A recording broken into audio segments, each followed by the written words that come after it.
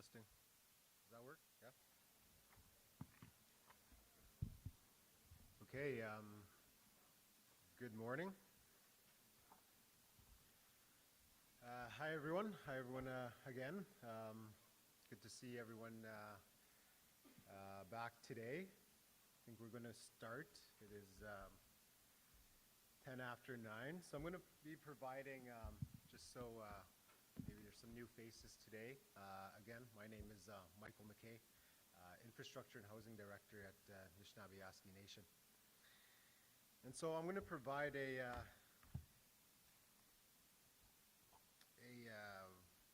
quick opening comments with a recap of day one, then go into a overview of day two, what's happening.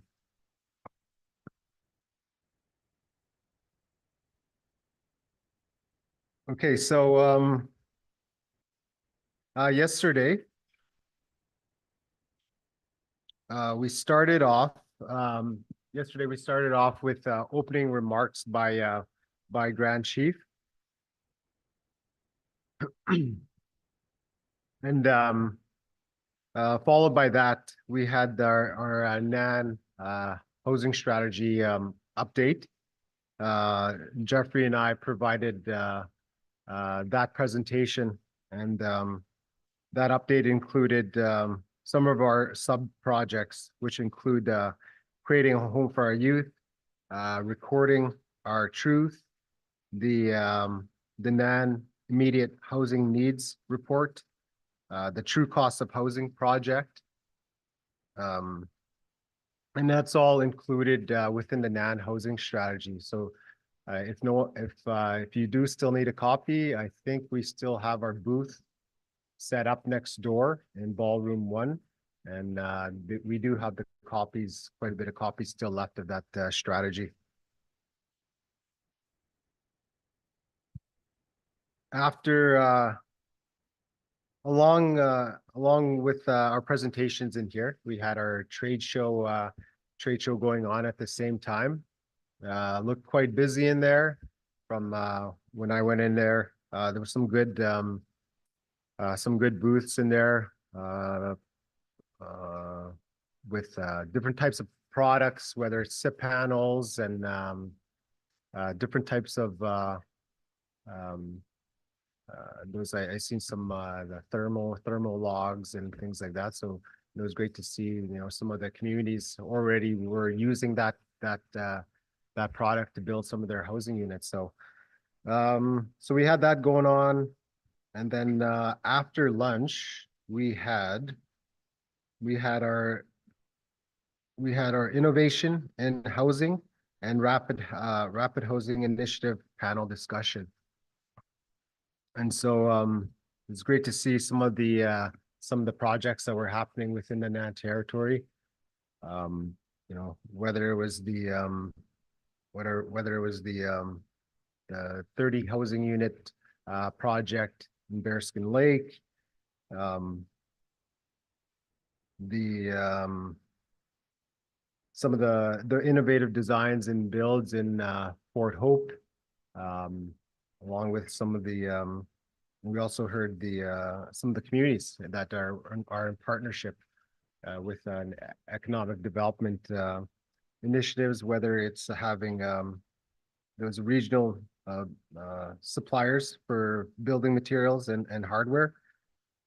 So it's wonderful to see that they're able to kind of support their own and continue to that economic development creation within their own regions. I also heard from one of the communities about it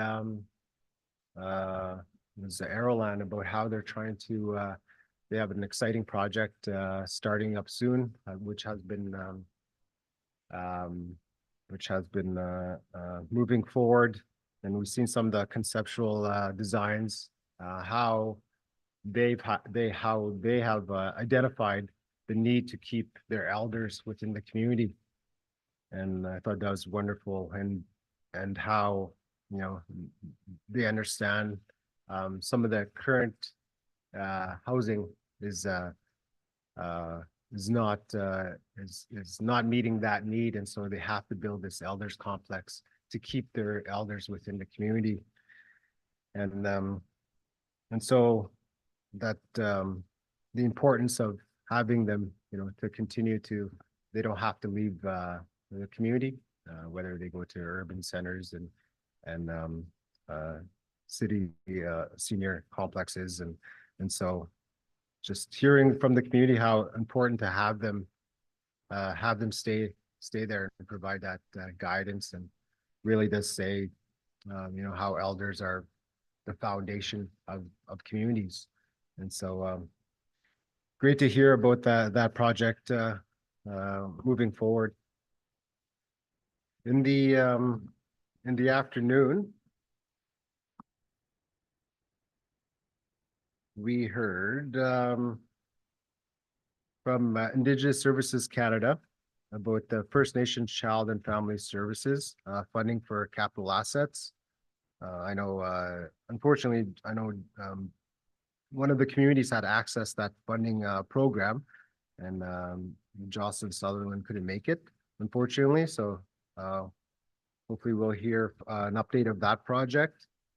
And Indigenous Services Canada provided an update on the Canada Human Rights Tribunal Order 41 funding for Jordan's Principal capital assets. They covered, things that are eligible that include pre-capital planning, feasibility study funding, design, construction, and procurement installation funding, just to name a few. Following that, we had one of our workshops, and that was the imagining a housing continuum in the NAN communities, where we heard from the delegates, and it was great to be a part of some of those workshops, to sit down and listen what are some of the needs. So that's important to the principle of the NAN housing strategy, because the communities and the community members really guide that housing strategy. So we'll continue to do that engagement and listen and ensure that those voices are heard.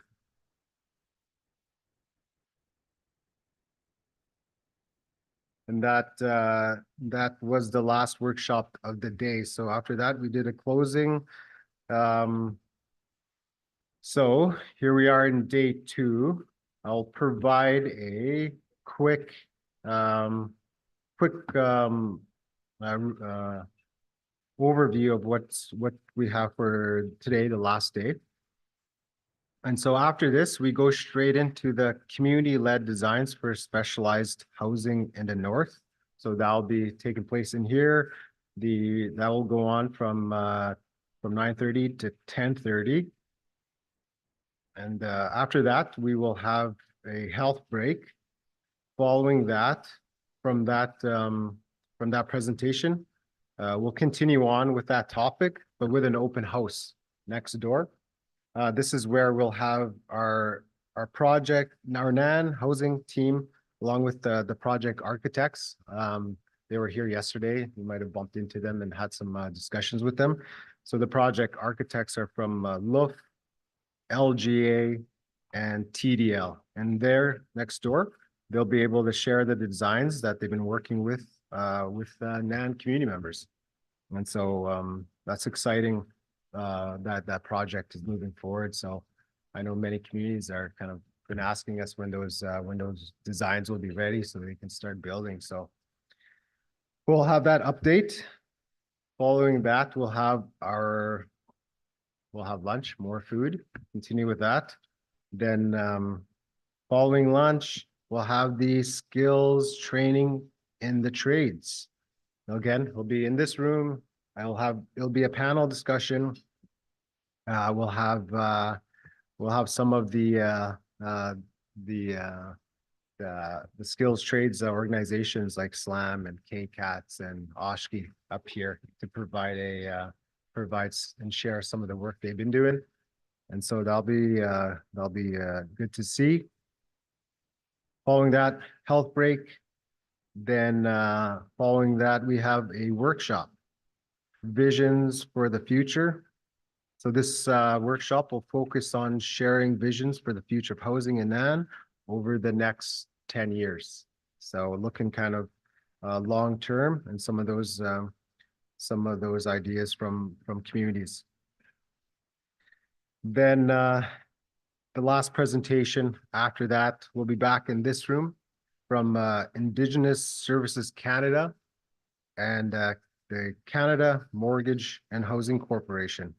And they will be presenting and sharing information on their funding opportunities that are available for the communities. And we'll make sure to provide time for questions and answers. And after that, we will do the passport to prizes. Remember, just you'll have your cards and your name tags. Just let us know if you need some of those filled out. Then we will end off with our closing ceremonies from 4:30 to 5, and that will end our summit. And just a reminder too, we do have our elder support and mental health support services available. If you do need some time to discuss anything that might be triggering.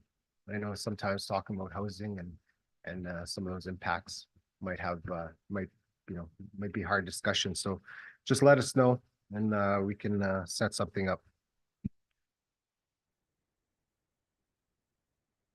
I think that's it for now, as in yesterday's recap and what we have for today. So I think we'll just go into our next presentation. Yeah, I'll ask Aaron to come up and kind of lead this discussion. Thanks.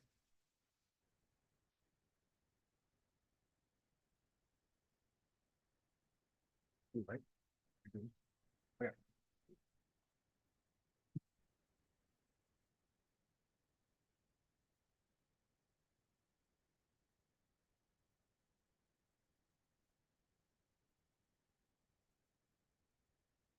Great. Okay. Sure. I do know. Like how do okay. Okay. Good morning, everyone. Welcome to day 2 of the NAN Housing Summit. Myself, along with Jeff here, will be providing an overview and an update on the community-led designs for specialized housing in the North. We will be referring to it as Cold Shine for the rest of the day and the presentation, as the name is quite long. So we will provide a short presentation, and then I will ask some of our panelists to speak to their experience in participating in the co-creation workshop over the last year. So I would like to invite everyone on stage at this time. I'm looking for Alan, I'm looking for Janet, Harvey, Hezekiah, and Tesla. If you could please join me on stage here and we'll get started. We want to give them a bit of a round of applause to encourage them up on stage here.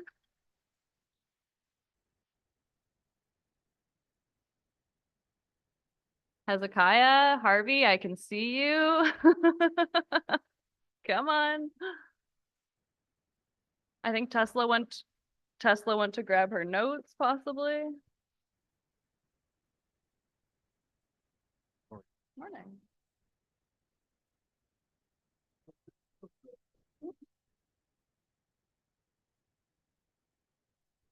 Anywhere you like. When I see Tesla, I'll just okay, thanks for joining us, everyone.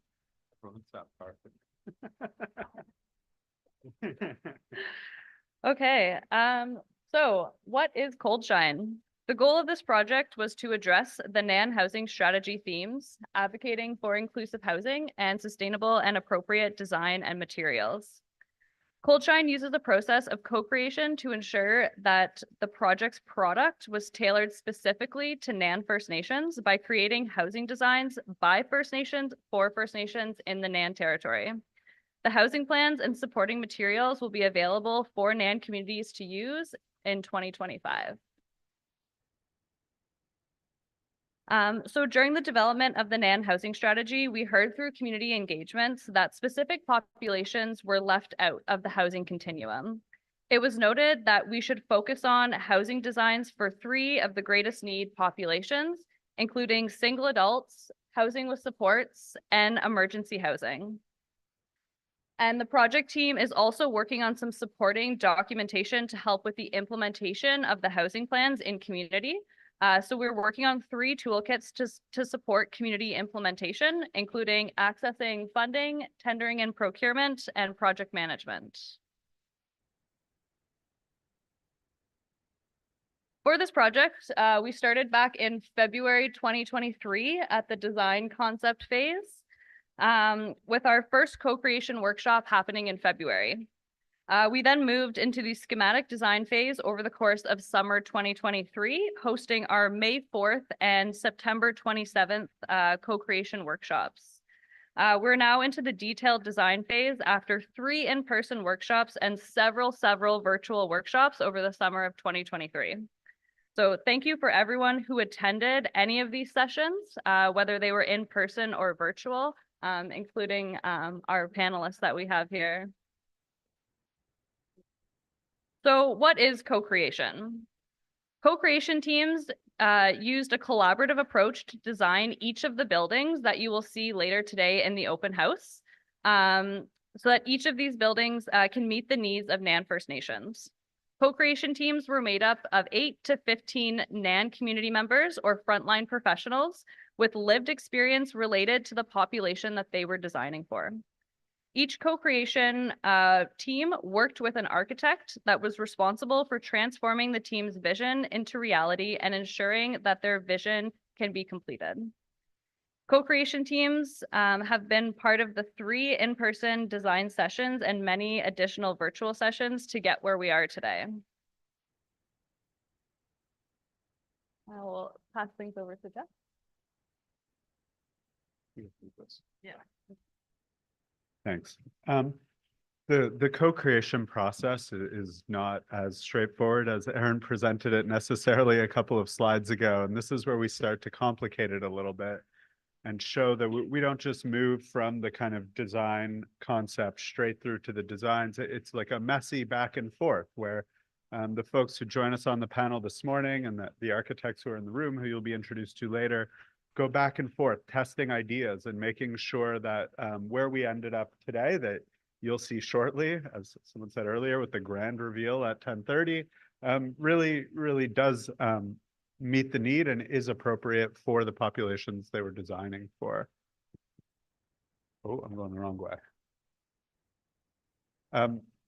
The folks up here and the architects are not the only ones involved. There are others in the room who participated on behalf of tribal councils, and we worked with tribal councils from across the territory to get technical feedback, as well as having worked with the Chiefs Committee on Infrastructure and Housing to make sure that leadership was supportive of the designs, recognizing the role that leaders in communities play in making housing decisions. I'll walk you through very quickly the 3 in-person workshops, and then we'll hear from our panelists what their experience of those workshops were in just a minute.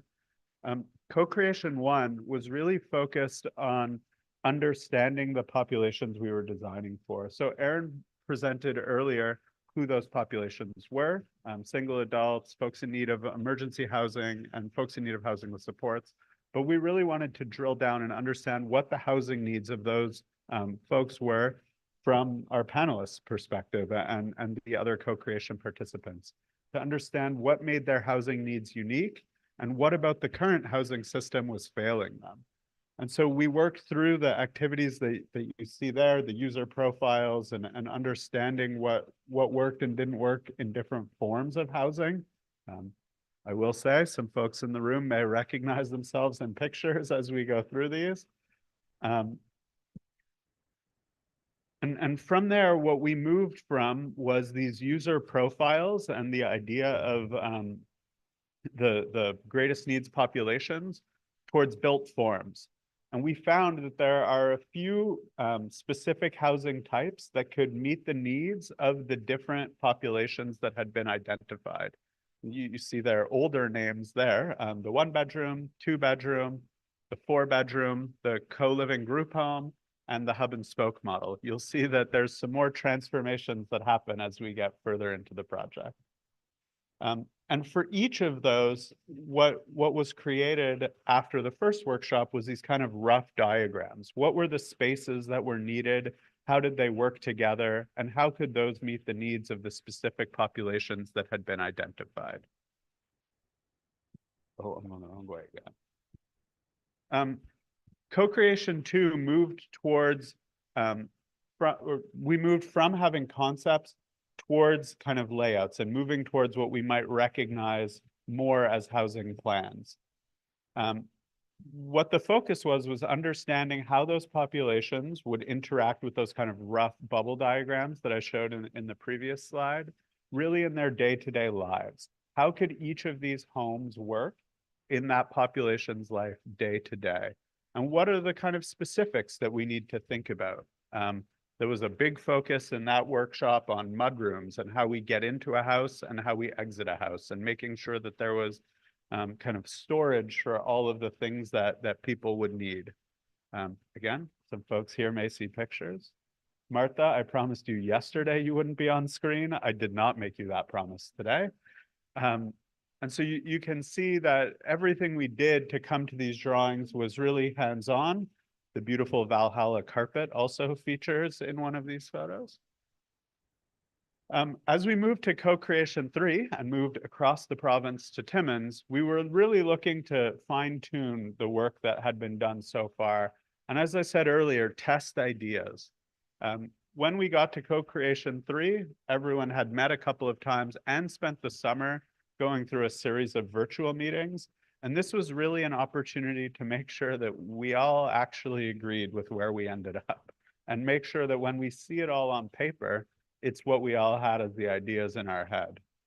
And so we were looking to kind of complete the schematic design phase. And it also gave an opportunity for folks who had really focused on one of the designs and been a part of, say, for example, the 4-bedroom co-creation team, to see what the other teams had done and make sure that the learnings that they'd had in their group could be applied to all of the designs.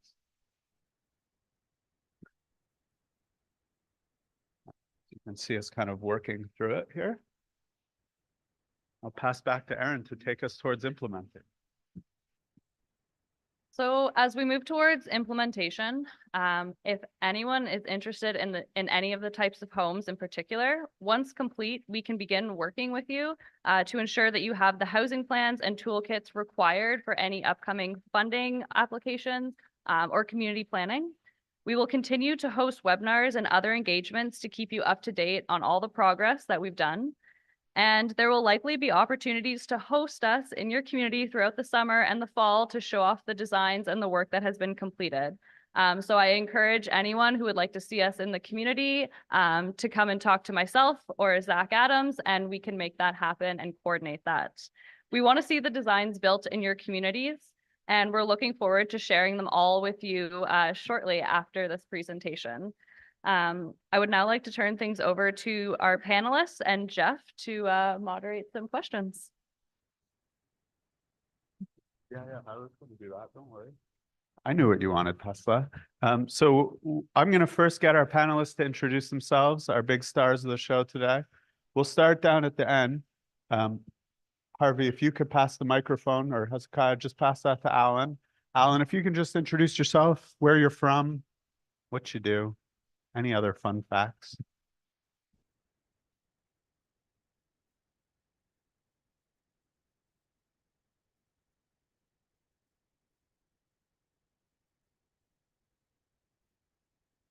Hello. Hello, good morning. My name is Alan O'Keefe. I'm from Casablanca Lake First Nation. Hello, good morning. Bonjour, bom dia. My name is Hezekiah Nishnapes, band counselor from Yibinamik First Nation. help me get. Good morning. I'm Harvey Yellowhead from Liverpool First Nation as a back hostler. Hello, good morning. My name is Janet Fletcher. I'm from Moose Creek First Nation. I spent numerous years in skills trades and I recently opened a business, so that's what I'm focusing on.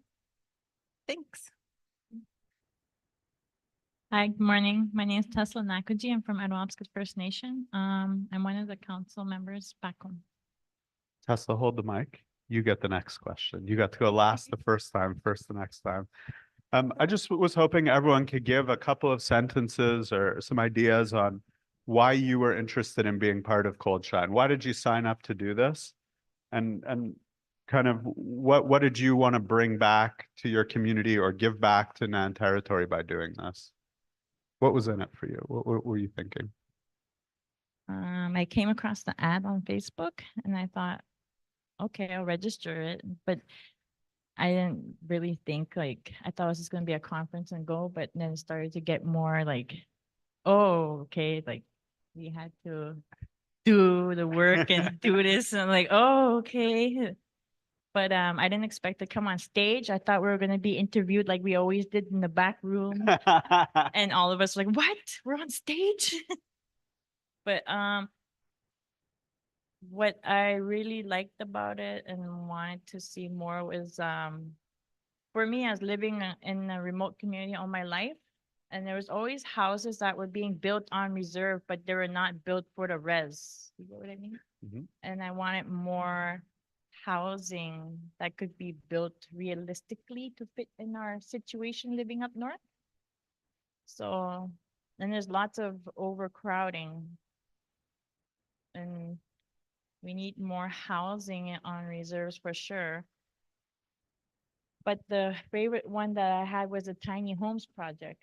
I really like that one because there's a lot of single people that need housing, that they just need their own space. Fair. Jeremy, are you going to join us? Amazing. We have it's like a special guest appearance. Jeremy, come on up.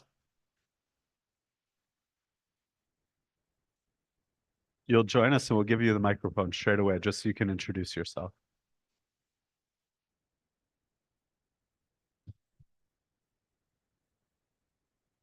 Just name, where you're from, a little about yourself. Anin, bonjour. Anin dway na mga ginidok, chimigot chinandam nung dijagat, chimakwa na dejnakas, makwadodem, wapis kagabi gudoji. Hello, everyone. My name is Jeremy Naview. I'm a young person from Brunswick House First Nation, and I'm happy to be here today. Thanks. Yeah, that's great. Just pass down the line. I had just asked everyone if they could explain why they signed up to be part of Cold Shine and what they were hoping to contribute to the process and why they were interested in being part of it. I had found out about it online as well. I had signed up for it because I needed to understand the housing situation and why houses couldn't be built. I had to leave home for school when I was 14 to be able to continue my education. And when that was done, I didn't have a home to go back to because there is just no more space.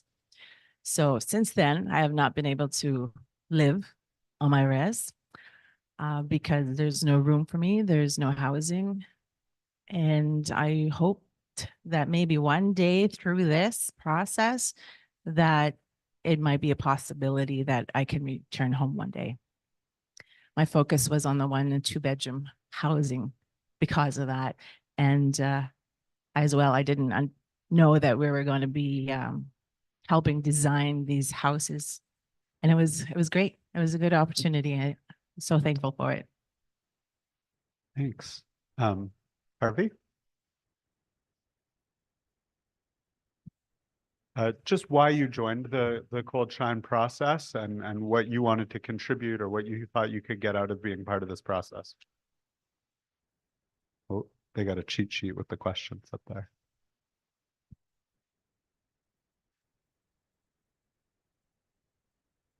I'll just read this question. I wasn't ready for this. Like, I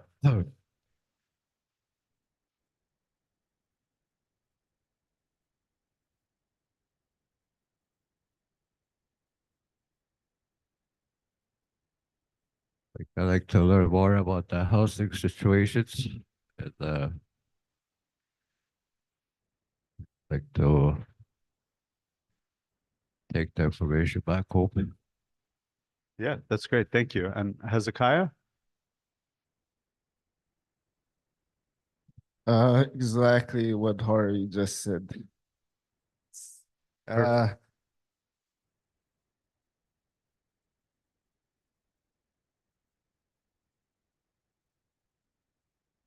Why I was interested in being part of the school creation design is to learn new designs and projects and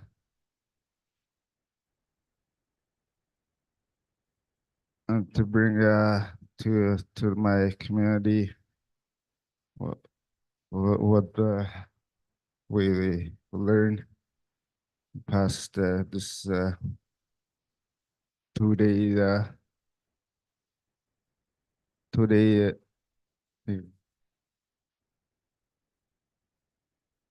uh, 2 day 2 days meeting.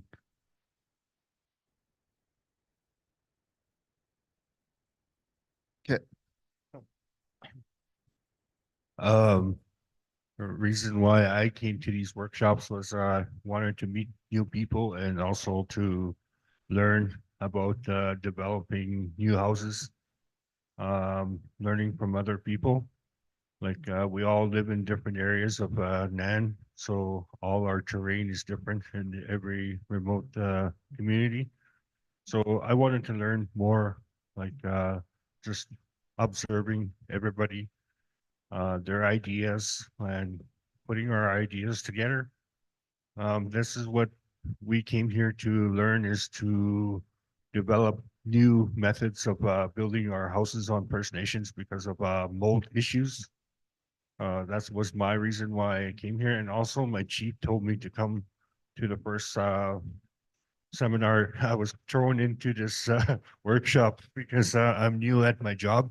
I work for CMHC. I'm actually just a bookkeeper. My housing manager is here somewhere, but he's not in the room. So I'm more like the one that's representing my community. Because my chief wanted me to come to the first one, then I came to the second one and the third one. Now I'm here for the fourth one. So altogether, I think it was 8 days, those 4 sessions that we been together here. I see some new faces and some faces that were from day one. And I'd like to welcome the new people that are here. It's really something to come to learn when you come here, to listen to the people that are like the contractors, the architects and designers. They're all here trying to teach us how, like, to give us ideas for our communities, for our housing management and stuff like that. That's what I see. Like we're learning.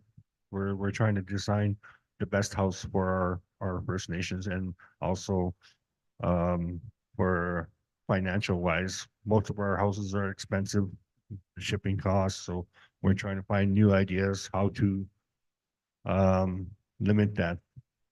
Yeah. Thanks, Alan. You can keep the microphone, keep the microphone. Jeremy, do you want to just give us describe why you joined the process? Um, so I got involved because, well, I used to be a housing manager for my community. And in my experience in that role, I kind of became frustrated seeing, how many of my young people or my peers were displaced or living in overcrowded conditions.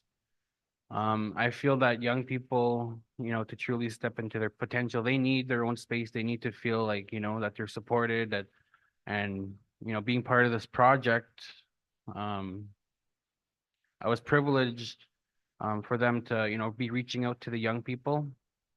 And I did not at all feel like my presence was tokenized or anything. I felt that, everything I said was important.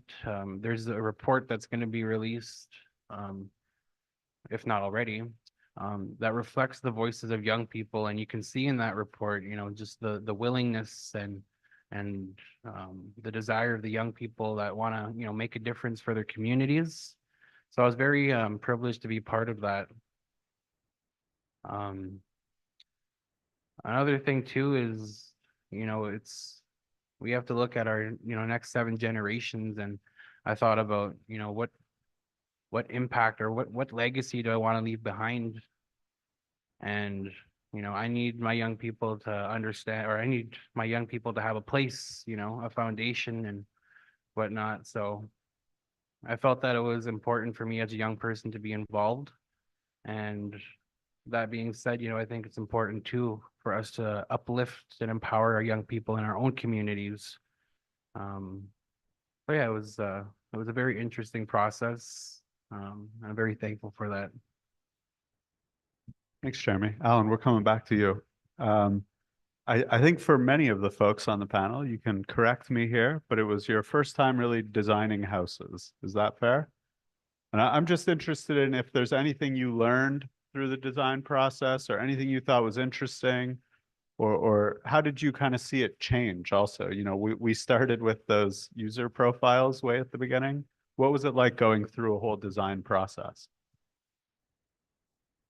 I guess it was kind of like entertaining for me because everything changed every time. Like we kind of puzzled our models together, and um then we went to the 4 bedroom because of overcrowding in our First Nations. So yeah, it was juggling back and forth. We were trying to design the proper house for our people. So yeah, it was kind of entertaining for me, like to watch everybody. Like I was observing the people that were doing in groups. I was jumping from room to room, so I was trying to get ideas too as I was going around. So yeah, it was entertaining. Great, thanks. And Hezekiah and Harvey, you guys came to, I think, every virtual session, every in-person session. You've seen the whole design process. Is there anything that you guys took away from what that was like? What did you learn from the design process? What did you enjoy?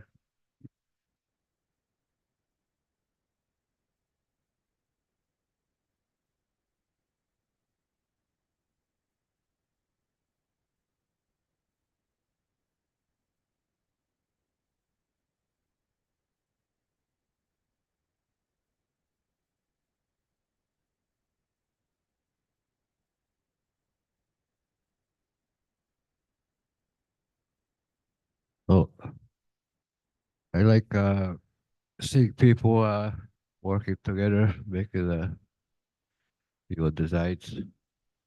Like I guess we need more materials to be like to be strong or something like that. Anyways, That's fair. Do you have anything to add, Hezekiah? I like the designs that the architects uh the 4 bedroom and the two two two washrooms. There was more. Great. Yeah. I think we're coming down this end of the table now.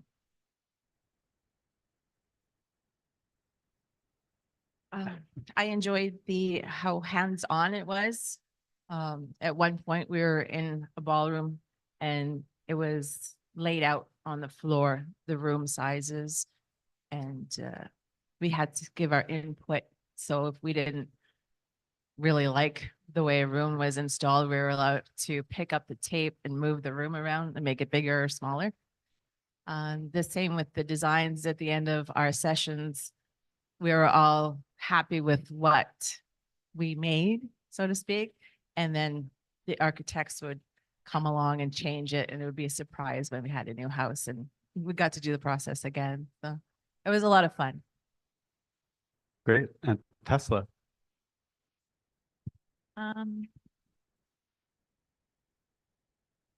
the thing that I found really interesting that with the process was that, yeah, like everybody said, we got to design and make our own, even if like it was something I didn't like, I'd be like, no, this is going to stay.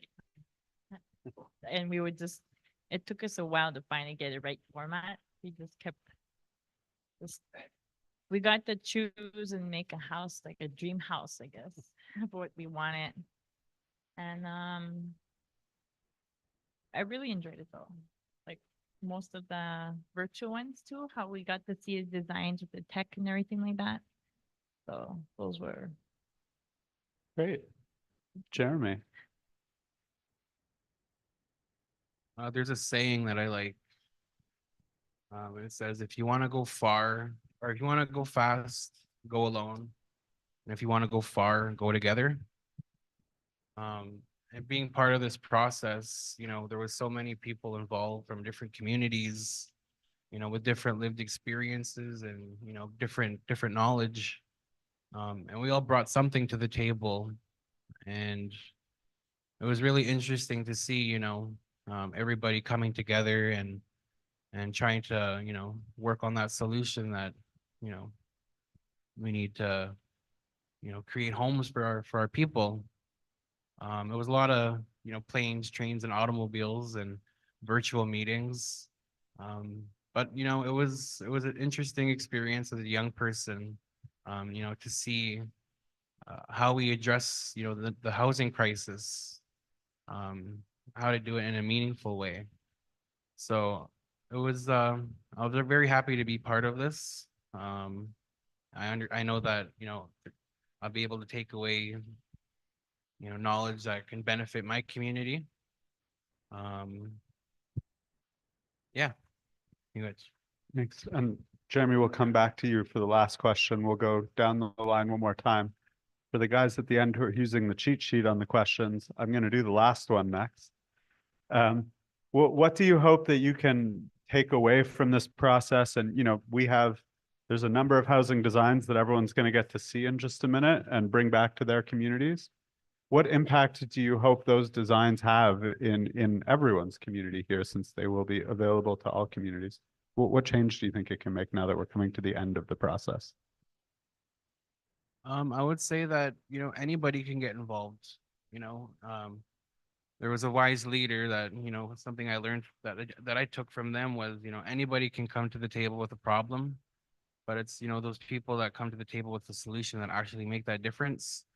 And that's what I witnessed throughout this project was, so many people, coming to, bring forward solutions and whatnot. Another impact that I hope that, that this leaves is for young people to understand that, you can get involved and, your voice matters. We got to think again, we got to think about our next 7 generations. So, yeah, that's what I got to think. Which, Thank you, Jeremy. Tesla. What do you hope that communities will be able to benefit from the co-creation process? what I hope that they would benefit from is to have the proper housing suitable for their situation, because everyone has different situations and different lifestyles, especially for like families with children, the single people and all that. And I hope one day like we can have the proper housing that will be suitable for the people in those categories that we've sorted out. Perfect. Thank you.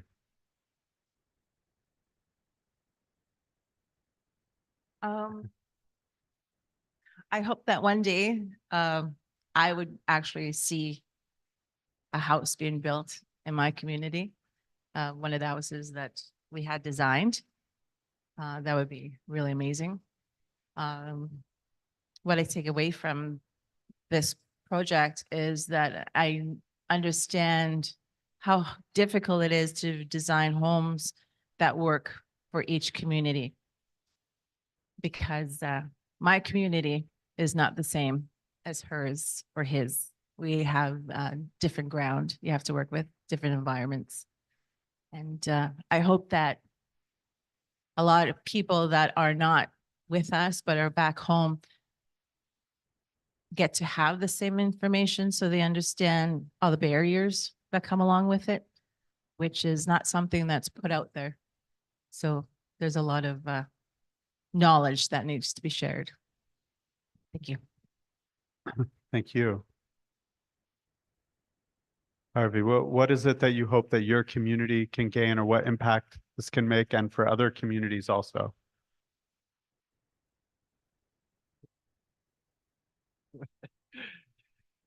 Okay, yeah. We need a proper housing in our communities, for sure. And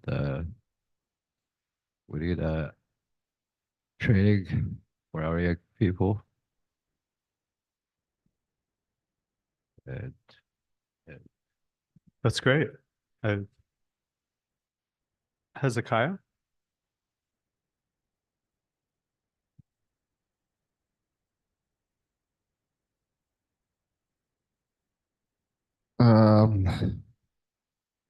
In our community, I think it will be a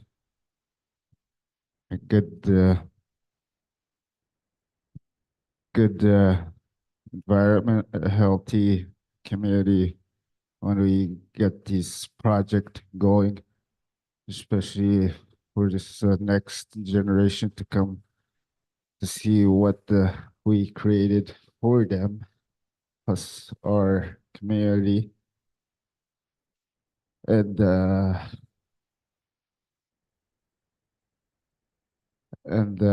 it's like honored and privileged to work on this project and share it to my community and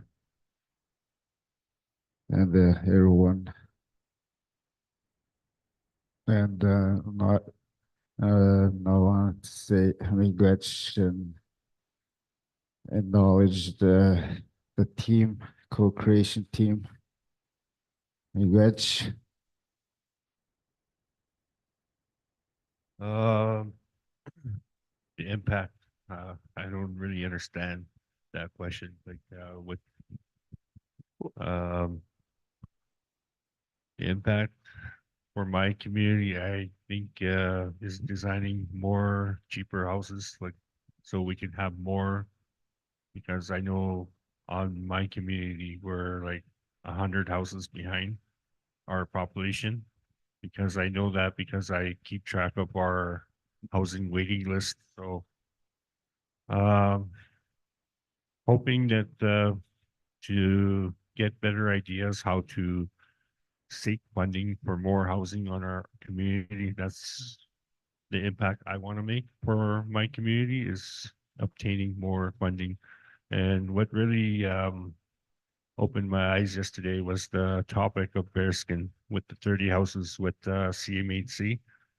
I know CMHC is a government kind of program, so that kind of made me think, like, my community, we're on an island and we ran out of lots.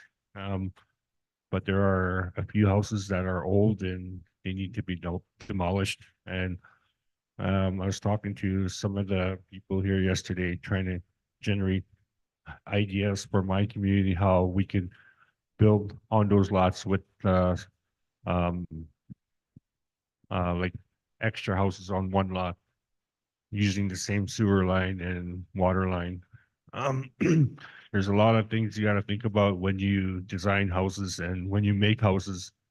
There's a lot of steps that we have to follow. We have to follow the building codes. We have to follow the electrical codes, and we have to, like, think about the water and sewer. Like, make sure those things are there before you design a house and where you're going to put it. That's another thing that what I learned, what I'm learning through these workshops is it's making me realize like all the process that we have to do in order to make a nice home for a family or families. So it was like a wake up thing for me because I'm new to the housing thing there back in my community. And like I'm learning as I go every day. I learn something new every day. And being here at this workshop, it kind of just opened my mind to what I have to do and like to follow these steps, like building codes, electrical codes, and um, permits. And not only after that, when the house is all built, you got to have someone that comes in to approve that house is safe. And so you got to think about all those concepts, like the steps for building a house. Yeah. So that's the impact that it had on me. Great. It opened my mind. Thanks, Alan. And if we can, a big thank you to all of our panelists for sharing their experience.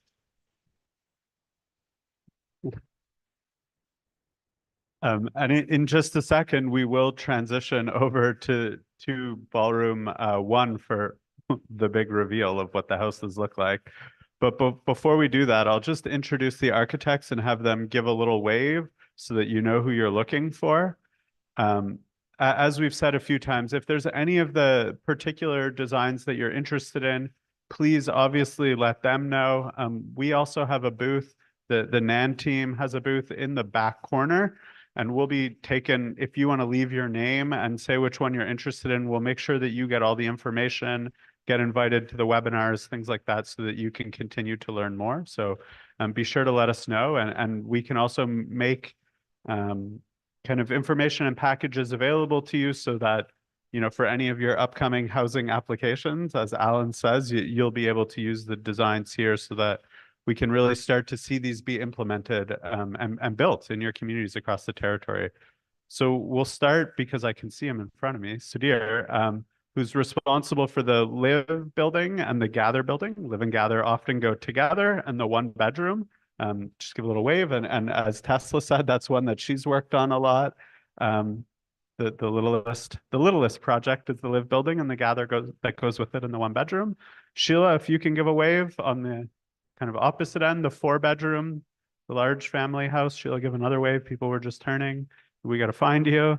And Noah, are you in the room? Yeah, that Noah's all the way at the back. Responsible for the lodge for independent living, what used to be the group home. And also, as you'll notice, our houses all need better names. That's something we've struggled with through the whole process. So back at our booth as well, we have a little spot where you can name the houses. So once you've seen them, if you feel real passionately about what any of the designs should be called, fill out one of the ballots. I think everybody here would love it if we could get them better names. And we will also be working with the teams to settle on names, and there's some elders who are involved in that process as well, but we'd love any feedback we can get. So it is officially going to be a health break in just a second, but we will also open the ballroom, and you're welcome to start to have a look. Pardon? Oh, okay. So you're welcome to have a look at the designs. We really hope you enjoy them, and a huge thank you to our panelists, not only for coming up on stage today, which I know some of them didn't love, but for sharing their knowledge and experience through the last year, getting us to these houses. It's been a long process, not a quick one, but I think you'll see in their work that they've really accomplished something special. So thank you to all of them and the others who aren't on stage with them for their contributions. And now the great reveal next door. Thank you.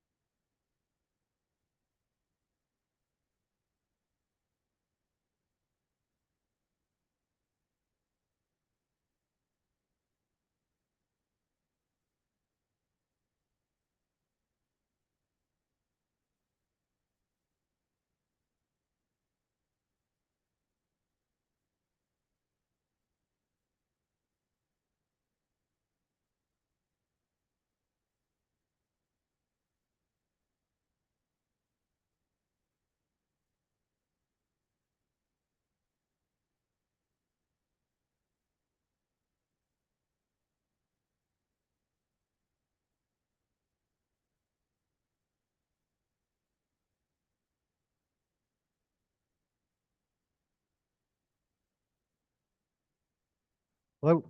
Hi, good afternoon. The food is ready, lunch is ready, so go ahead and serve yourselves. Also, just a note, these sheets of paper were put on each of the tables. And it's for we're asking community members to name the designs. And so you'll have an opportunity here to give names for each of those designs. So if you have a chance, if you could fill them out, we're looking to get that completed as well. So thanks. Yes, building names, yeah.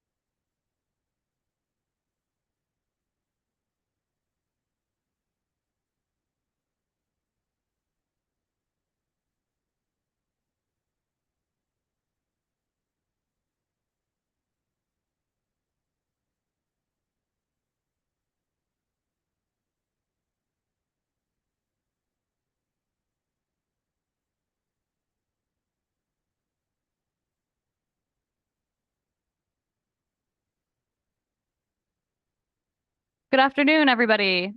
Just a heads up, we're gonna get started in about 5 minutes. I know we're a little after 1 o'clock, but hopefully around 1:05 we'll get started with our next panel, which is the skills training in trades. Thanks.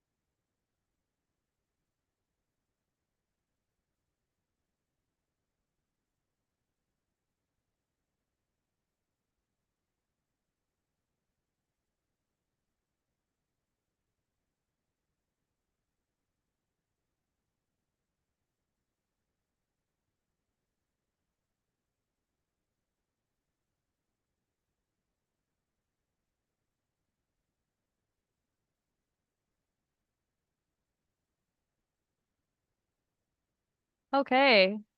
Good afternoon again. I have returned. We're going to get started with the afternoon sessions. So as I mentioned, from 1 to 2, we are going to have the skills training in trades panel. And we will be joined by some of our training organizations from around Northwestern Ontario. We'll then have a quick health break and we'll move into our final workshop for the day from 2:15 to 3:15. And then we will have Indigenous Services Canada and Canada Mortgage and Housing Corporation present from 3:15 to 4:15. And then we'll do passport to prizes. So just a reminder, you got to be here to win the prize. And don't forget, you have to drop your passport to prizes ballot in the big gold. Sorry, I don't know what this thing is called. That's embarrassing. It's a big gold round bingo. You guys know what I'm talking about. It's in the room next door. So make sure you drop your ballots because that's how you're going to win. And we've got some really great prizes over here if you haven't checked out the prize table. And we'll be doing that just after 4:15. So we'll get started with our panel. Our next session, it looks to highlight the different training organizations.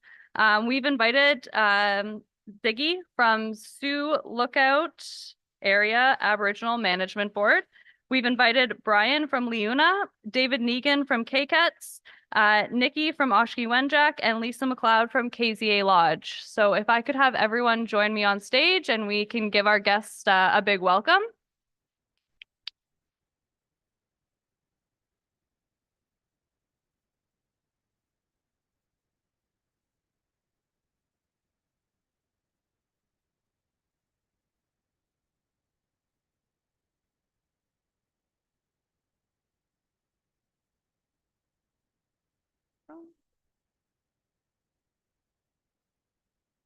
And I will be turning it over to Zach Adams to moderate this panel for us.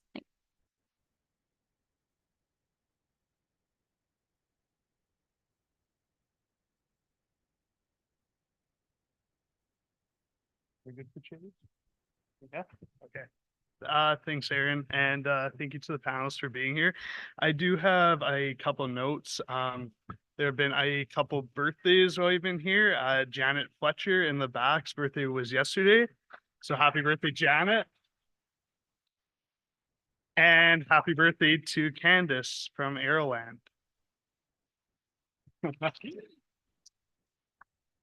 So yes, so this presentation looks to highlight the skills training for different programs in Northern Ontario. So I'm going to hand it over to the panelists here to give a brief introduction. I know some panelists have presentations that they're more than welcome to go through. And then we'll turn it over to questions after that. So if we can just go in the order of here, we'll start with you, Ziggy. Introduction. I think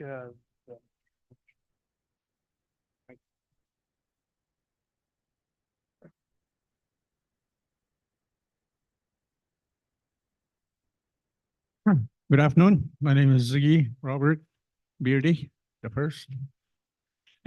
I'm a project manager for the Sioux Lookout Area Aboriginal Management Board.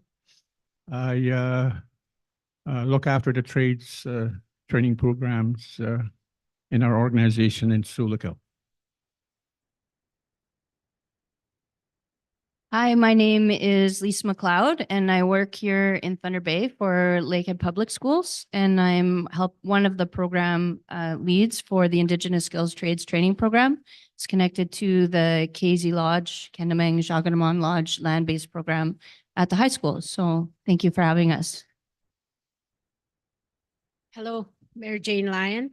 I work as a SSP support worker for KC Lodge. Hello, I'm Nikki Ludit, and I'm the Director of Trades at Oshkosh-Pemachua, the Wenjack Education Institute here in Thunder Bay. Hi, I'm Dave Negan. I'm just kidding. I'm Courtney Ward from KCATS on behalf of Dave. Thank you. Hi, I'm Courtney Ward. I'm Brian Neoglowski, the Manager of Training at the Liuna Training Center, which is the Laborers International Union of North America. Thanks for those introductions. I know some people have some presentations, so we'll just go in order from what I have up here. Ziggy, if you wanted to, we'll put your presentation up first, and if you wanted to speak to some of that, and then we'll go from there. Thank you. I work for the Sioux Lookout Area Aboriginal Management Board. We've been an area management board since 1991. We are an employment and training organization. We look after 25 First Nation communities up north, and we serve about 30,000 people in total. We have off-reserve training programs. We have on-reserve training programs. The majority of our funding goes up to the north, to the 25 communities that we service. We do various training programs, but I look after the trades training programs. And some of the training we've done so far is heavy equipment operators training. We've done about 4 intakes. We use safety matters in Thunder Bay, also Taranis here in Thunder Bay. The reason why we have heavy equipment training is because, you know, communities need lot development, they need roads and all that stuff. We've done electrical training programs with Con College here, and also construction craft worker training program with Lyona, and plumbing with the local union here. We've done a couple of intakes, and also we've done drywall training in Hudson. We have our training instructor here from Dryden that has done drywall training for us in our lot in Hudson. We're going to be doing a small motors appliance repair training next week here in Thunder Bay with Confederation College. But the biggest one we have is the carpentry apprenticeship training program in Hudson. It's a 4-year program. The intent is to train young people from up north to get their certifications and to possibly get their red seals as well too. And during the last 4 years, we've had 3 red seal carpenters, and I'd like to have Don, Bob stand up, and they've been with us all this time. And our drywall instructor, Mark Smith, he's done an excellent job with the young people. Yeah. And also I bought a couple of trainees. If they could stand up, the carpentry trainees.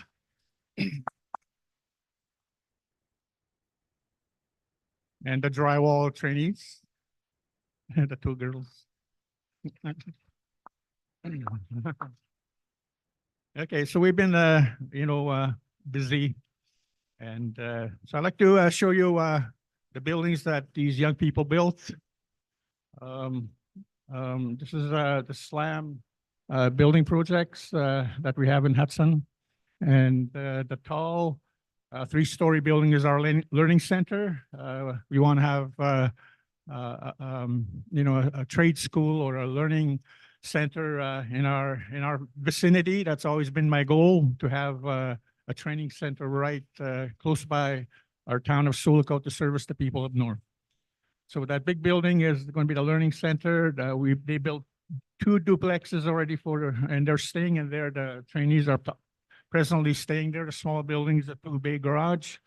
And the long building is a warehouse workshop. And across the street, we bought some land and built a residential unit for female trainees that will be coming from up north. Presently, the 2 duplexes are occupied by the male trainees. So we decided to build one for the ladies when they come to Sulacau and Hudson, for training. So all these buildings were built by these young people with, of course, training and instruction by the certified and red seal carpenters and journeymen. So we're proud of what they've done so far. And we'll be showing some quick photos of the almost completed 2-story residential unit for female trainees in Hudson. And this is where the drywalling took place. That's the building right there. That's almost completed, just a few things inside. So that's the place where the girls, when they come from up north, are going to be staying. It's right across the street from the main lot that we have in Hudson, Ontario. One of our trainees has reached, I believe, 7,200 hours, and I'll have Tristan stand up.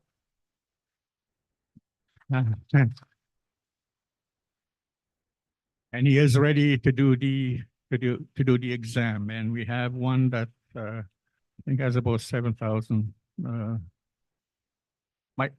Marcel, you could stand up.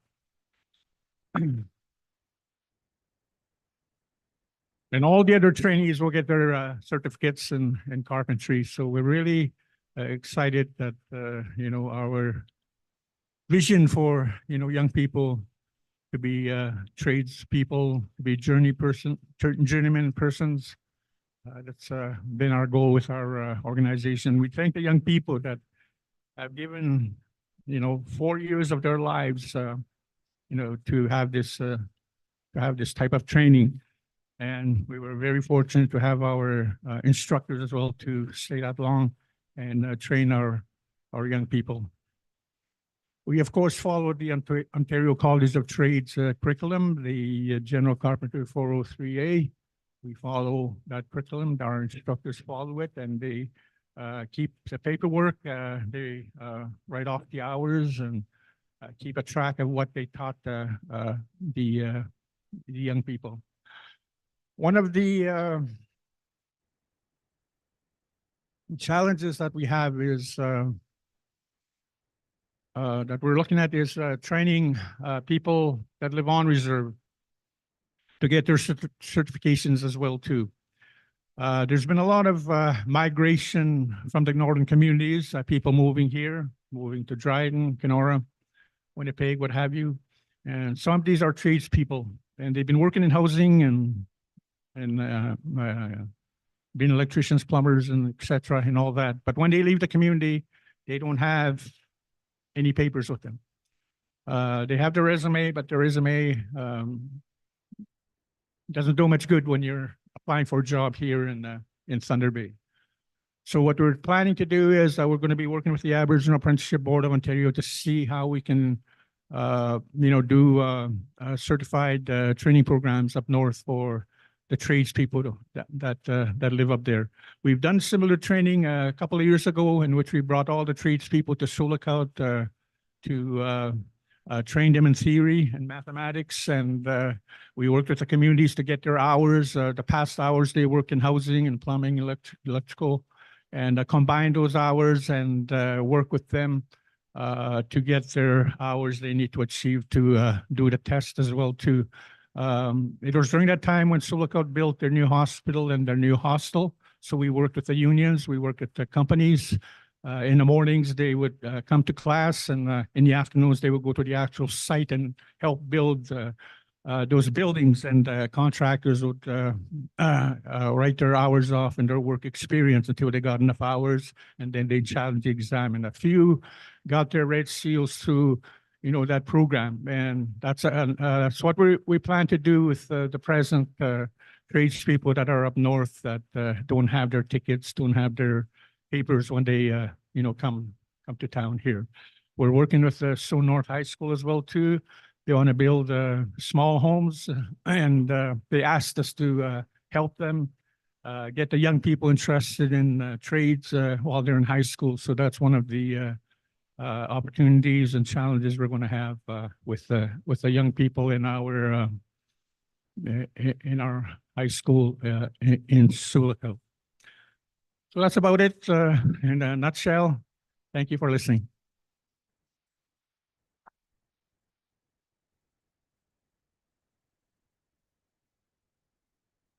Thank you, Ziggy. It's great to hear about the great work that you've been doing. Next, Lisa, I'm going to pass it to you. We have your presentation, and so we'll get that on the board. You should be able to.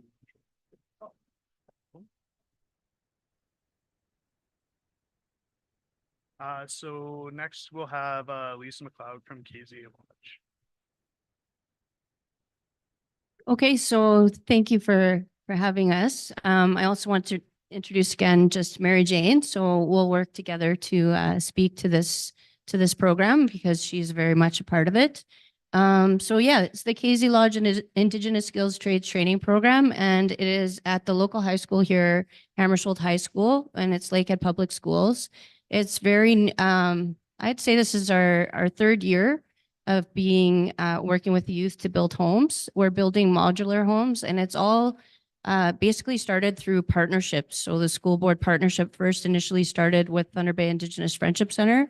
It's a land-based program, started with land-based cultural supports to our grade 9s entering high school, and our grade 9s come from all different communities up north. Some are from here in Thunder Bay, Some are from all different northern communities. So started with a grade 9's cultural program.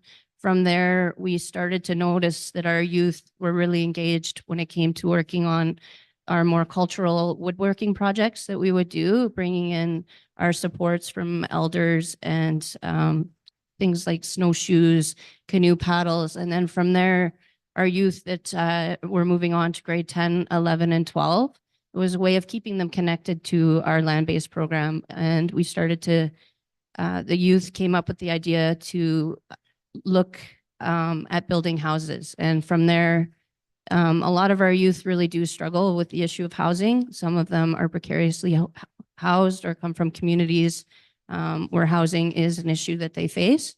So building those skills and trades was something that we decided was really important. And it's been a hugely successful program for the school. We currently have 25 Indigenous youth that are participating.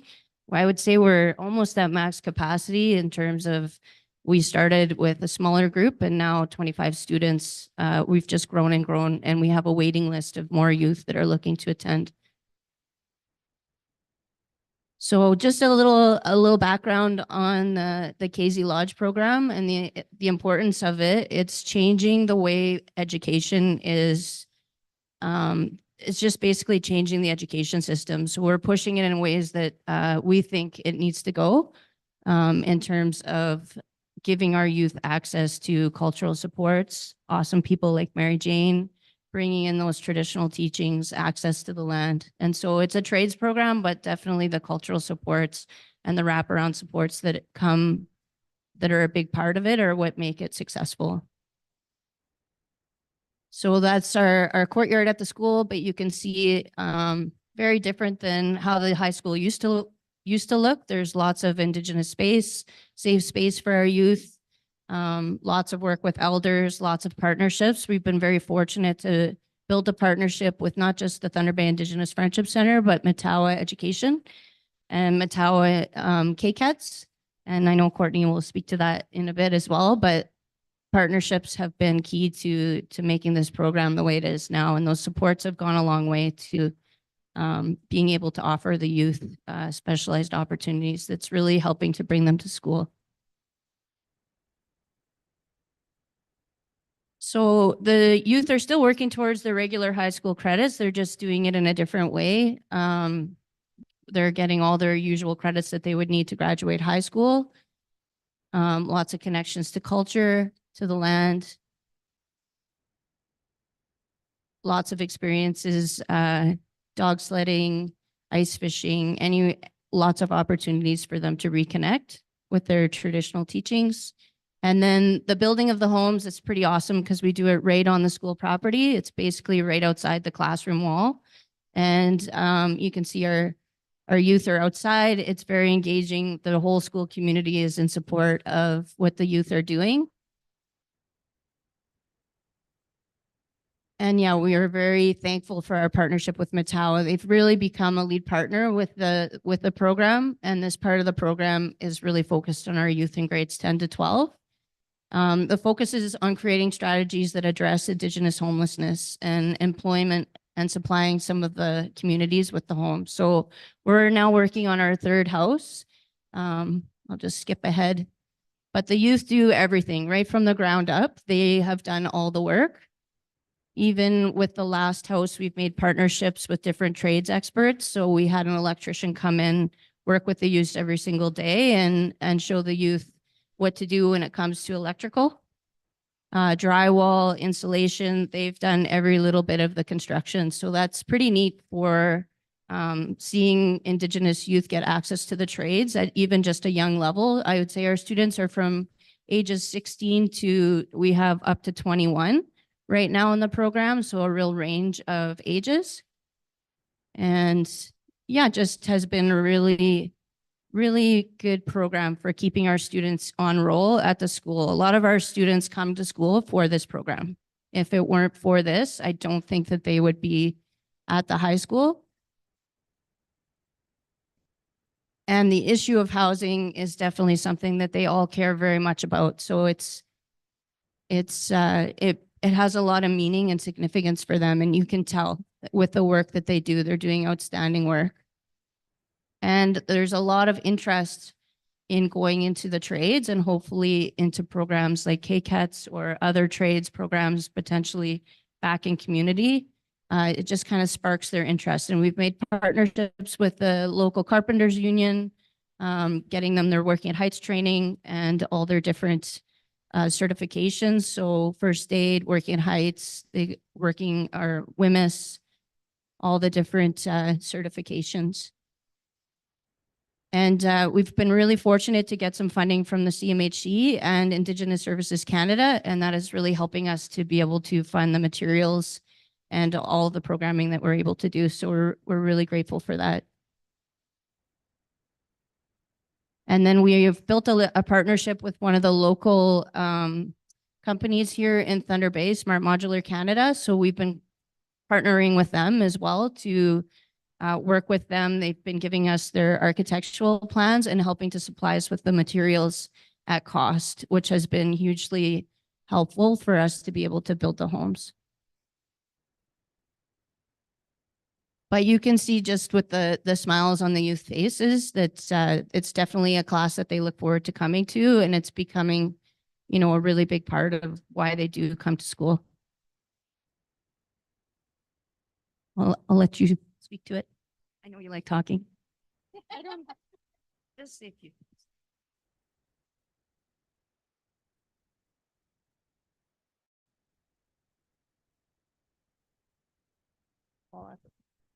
Well, I'll speak for Mary Jane. So it's because of people like Mary Jane, and I'm very grateful for the cultural sports that I do have in the program, why these youth come to school. They build the connections, they are the wraparound support, and they are the role models. So yeah, that is what makes the program different as well. It's not just one teacher with a classroom of youth. It's a program, it's partnerships, bringing in the right people, bringing in elders, and connecting the youth back with communities, that's ultimately what's most important. So thank you.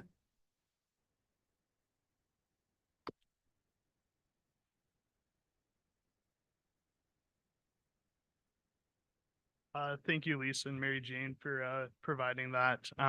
Just going to follow in the order here. Brian at Liuna. You have a microphone there. I know you don't have a presentation, but if you could just give a bit of an overview of what you provide.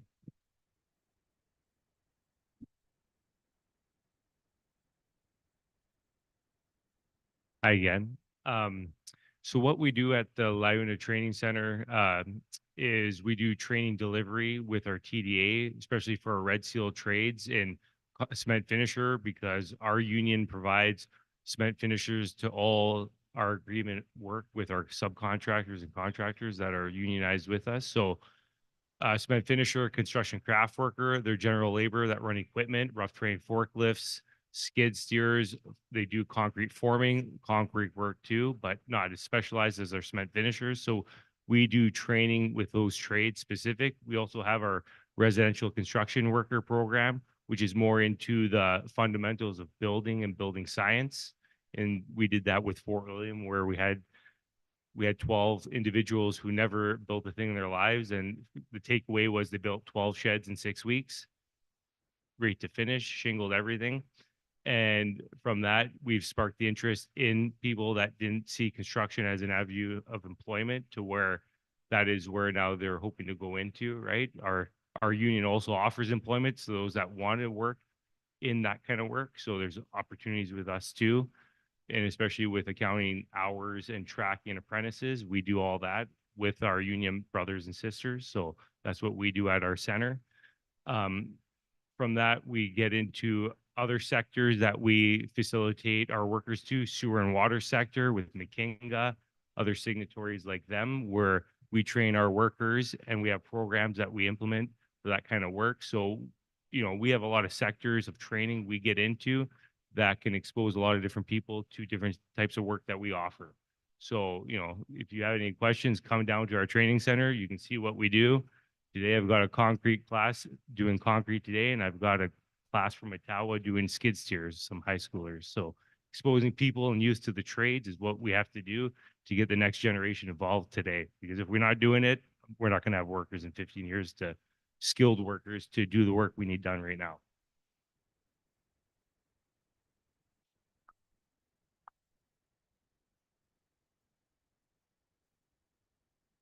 Thanks for that, Brian. It's good to know about the other programs. I know we talked yesterday at the trade show. It was something that was new to me, so I'm sure it's new to a lot of people. So thanks for providing that. Next, just while we order here, we're gonna go with Nikki from Oshkosh Winjack. I know that Nikki has a presentation, so I'll let you take it away. Hi, thank you for joining us this afternoon. So leveling up Indigenous-led trades training and apprenticeship at Oshkosh Winjack. Let's see here. So what are we doing at Oshkosh Winjack? Well, according to NAN Chiefs Resolution 9664, it mandated the establishment of Oshkosh to serve the current and future post-secondary education and training needs of NAN membership. And we're doing that to achieve excellence as a leader in the innovation, design, and delivery of quality post-secondary and training programs, which meets the holistic educational needs of Anishinaabe Nation memberships and other learners. So over the years, we're now in our 23rd year of operations. We've had over 500 graduates, with over 50 expected to graduate in June of this year. So we are doing this by developing, designing, and delivering post-secondary and education trades programs, promoting and supporting NAN cultures, traditions, teachings, beliefs, languages, values, and lifestyles throughout enhanced PSC and trades programs.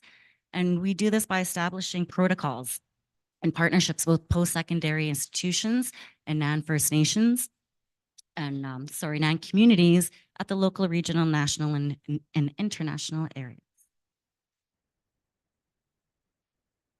So just as a reminder, this is our lands, our people, the area that we serve, and the languages spoken by our people.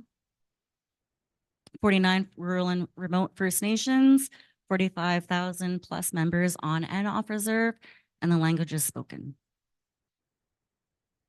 Our campus is located right here in downtown Thunder Bay in Fort William. Our programs are delivered using a high flex learning model. So that enables distance ed learning, where the teacher can be located in one location and students are receiving lessons in another location. And students attend classes either online or on our campus. So looking back at our successes, community engagement, we couldn't do this without the engagement and participation and thoughts, suggestions, recommendations, what have you, from our people. Speaking from the opening comments yesterday morning by our elder Rosie Mosquito, hope and prosperity. That's what our elders want. That's what our youth are looking for. So with that, we're aiming towards strength and success of our people. So with that, this is what we're doing within the Innovation and Trades Department at Oshkosh Winjack. We're looking at business development, visioning our department, strategic planning. Where are we going? What are we looking at? Projects and partnerships. Exactly as I said, community engagement, working with employers, operations and maintenance. As we hope to develop a campus, we'll be responsible for all of that types of things. And in part with that goes with programming, trades and apprenticeships, sector-specific labor demands, working with trades delivery agents and working towards becoming our own trades delivery agent. And the new advent of micro-credentials and how that fits into education. So the context, we all know infrastructure developments on our lands and the priorities of First Nations. And the external demands on our communities, resource developments. And you add the Ontario apprenticeship system. I apologize for the poor quality of the graphic, but you see how complicated it is. So these are the challenges that our people face when entering the apprenticeship system. Minimum requirements, going mobile, going to job sites, leaving your community, access to experiential learning, occupation-specific language barriers, all that technical speak. I don't barely get it myself. Mental health supports, access to employment services, access to qualified tradespeople, and the stigma of blue collar work as opposed to going into academics and getting a degree or diploma. So we decided to launch into trades. We were successful in a 3-year project funded by Skills and Partnership fund that focused on attracting youth to careers in the mining industry. We developed and launched the Learning to Mine portal and developed and launched the Aboriginal Mining and Skilled Trades Entry Program, also called AMSTEP. And these are past program trainings that we've had beginning in 2013 all the way through to 2021. And some more past trainings. So I just skipped past our, there we go. I don't know how to press play. So this is our mobile trades training trailer. We come to you to train our people, and that's what works best.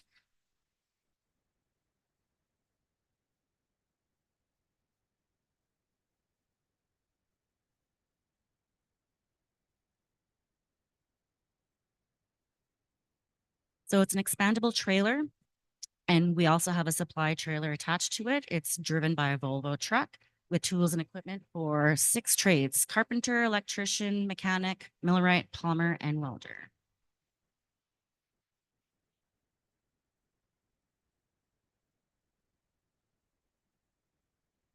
So right now it's actually deployed in Long Lake First Nation, and I'll get to that coming up. So you have the training trailer facing us with the supply trailer offshooting from it.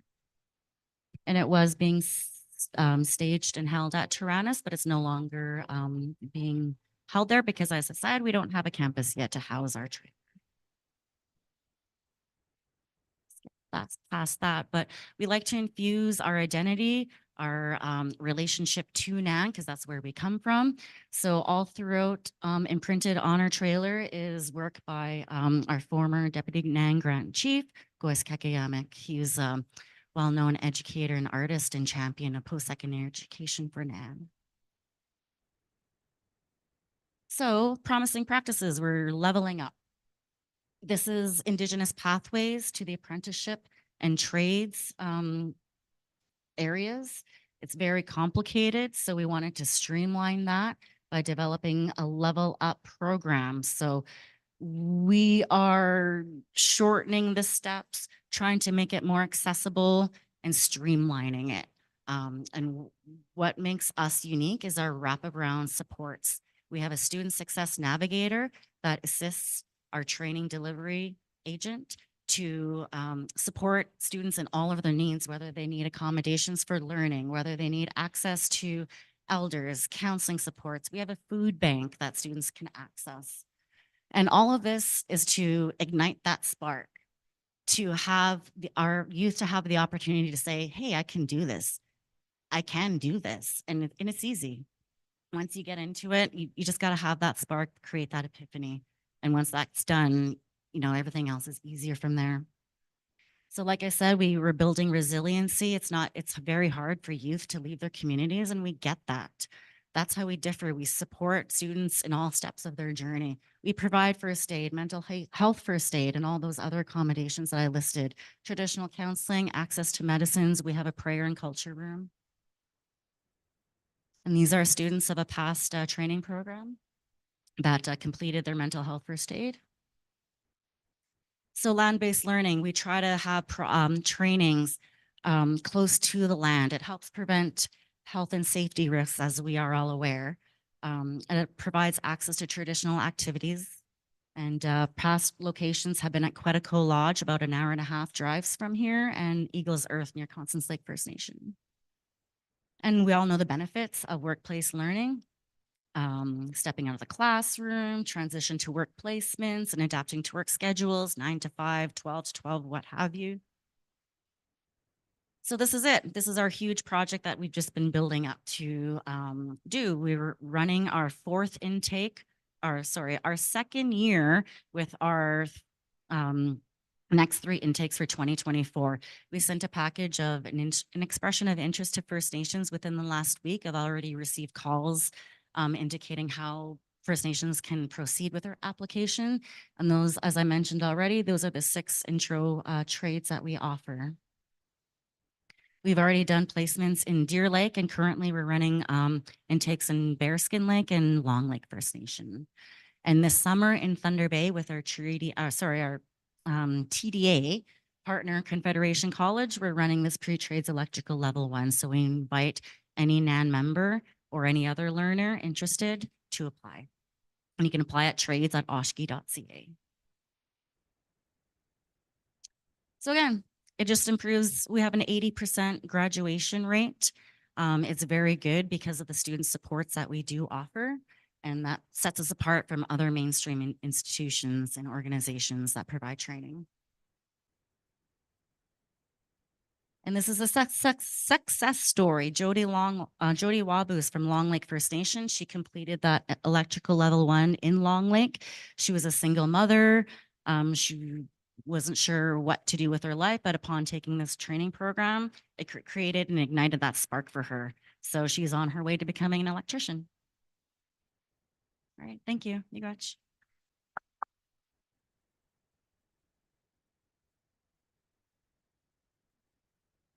Thank you, Nikki, for sharing that. And with the final presentation for today, I will turn it over to Courtney from KCAPS. You which?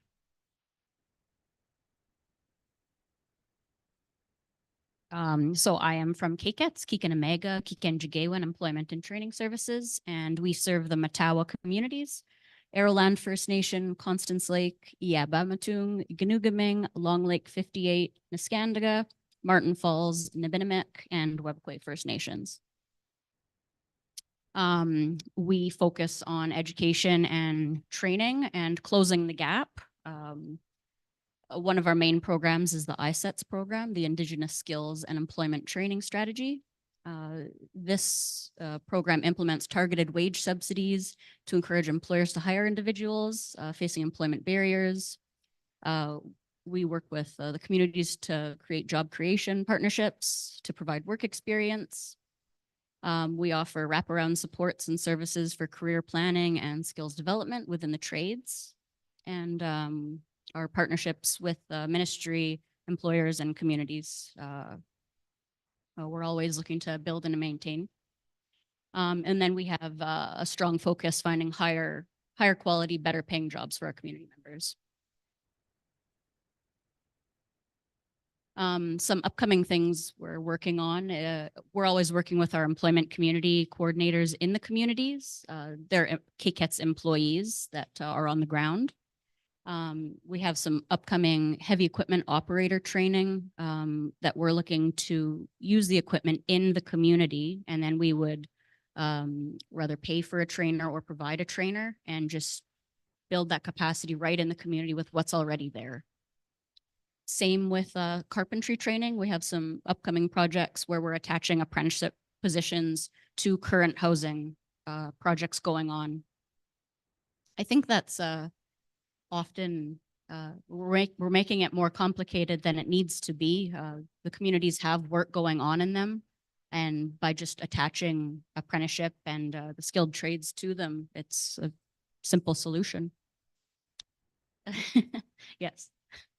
Some other training we've delivered in community includes working at heights, chainsaw, firearms, confined spaces, first aid, and CPR. Our apprenticeship program. So we are a group sponsor, and we have a little over 100 apprentices in different trades. Our goal is to build capacity in the communities, keeping skills in the community and keeping money in the community. We're really trying to get away from hiring external contractors that we pay a lot for. They come do the job and then they leave. We want to keep skills and money in the community. And then, like I mentioned before, we're attaching apprenticeship positions to current construction projects happening. Here we have Elijah Hill. He's from Constance Lake First Nation. He's a carpentry apprentice. We have quite a few other success stories we'll share here too. Along with our apprenticeship program, we have started developing a housing strategy. And the idea behind that is including community members throughout the whole process, including identifying usable land, quoting, building material lists, managing the project, and then the actual construction of the houses. The strategy outlines recruitment, training, engagement, curriculum development, partnerships, construction, and evaluation. And again, just including community members throughout the whole duration of the project. So they're always learning those skills and they get to keep them there after a contractor leaves.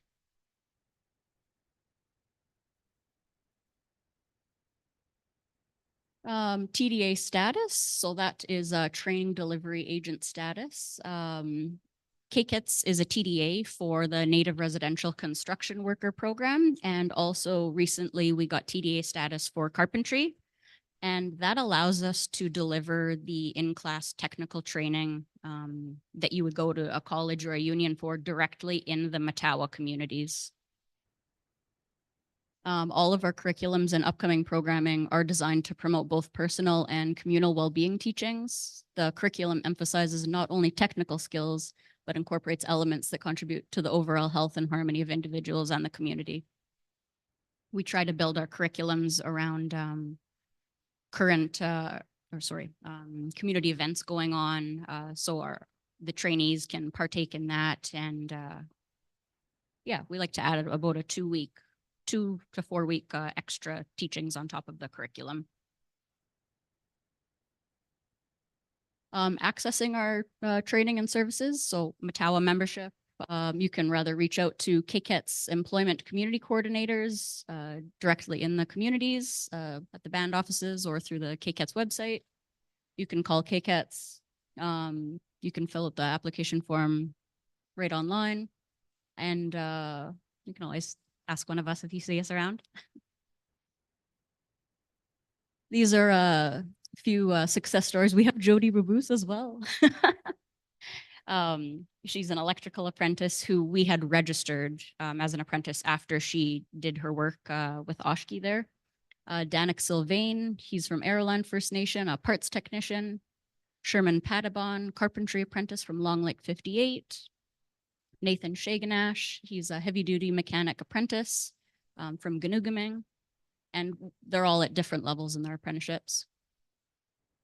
Adam Denhart from Yabmantung, he recently got his red seal for plumbing. And then Christian Nate, also from Yabmantung, he's an electrical apprentice. And like I said, we're a group sponsor for more than 100 people. Yeah, miigwech.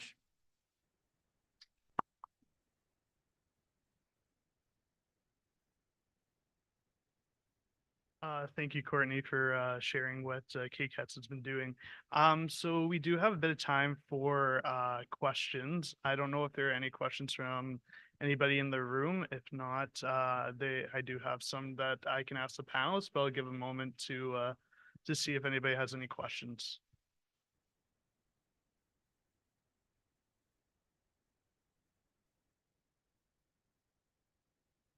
Well, I will start with the first question that I have here. I think it's been answered as everybody has a pretty unique take to in their different organizations. But one question, what impact do you hope that your program has on the lives of students beyond just the skills transfer? I'll start with Ziggy and maybe work our way down.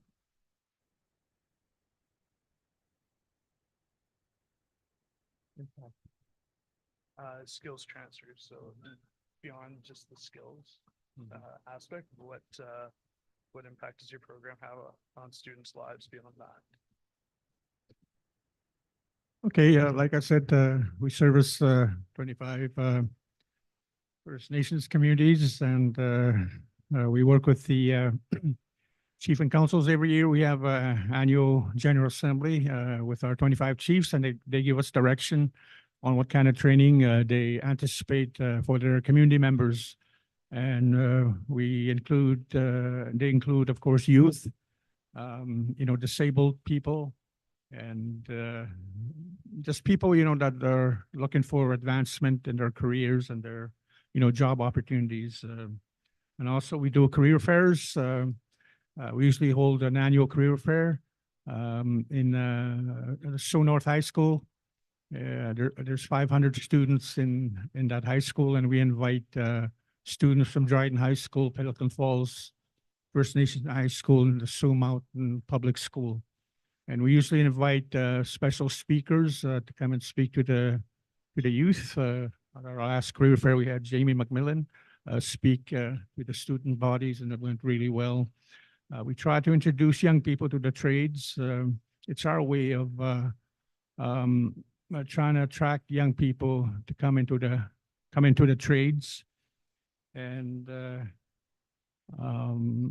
so that's one of the opportunities we give to the young people to decide what they want to do, with their lives and their career goals. And so we receive direction from the First Nation chiefs leadership on what kind of training programs they anticipate for their people and their communities.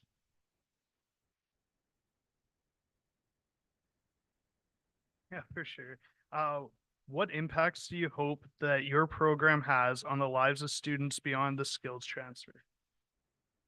Yeah, so I guess I'll just speak from an education perspective. I'm really hopeful, and I know because I'm seeing firsthand that the program and the wraparound supports, the access to community, the influence from the Indigenous role models that we have, cultural supports, elders, it's changing the education system. And in my case, the public education system where I work, I see that it's changing it in what I think are really positive ways. There hasn't always been the best.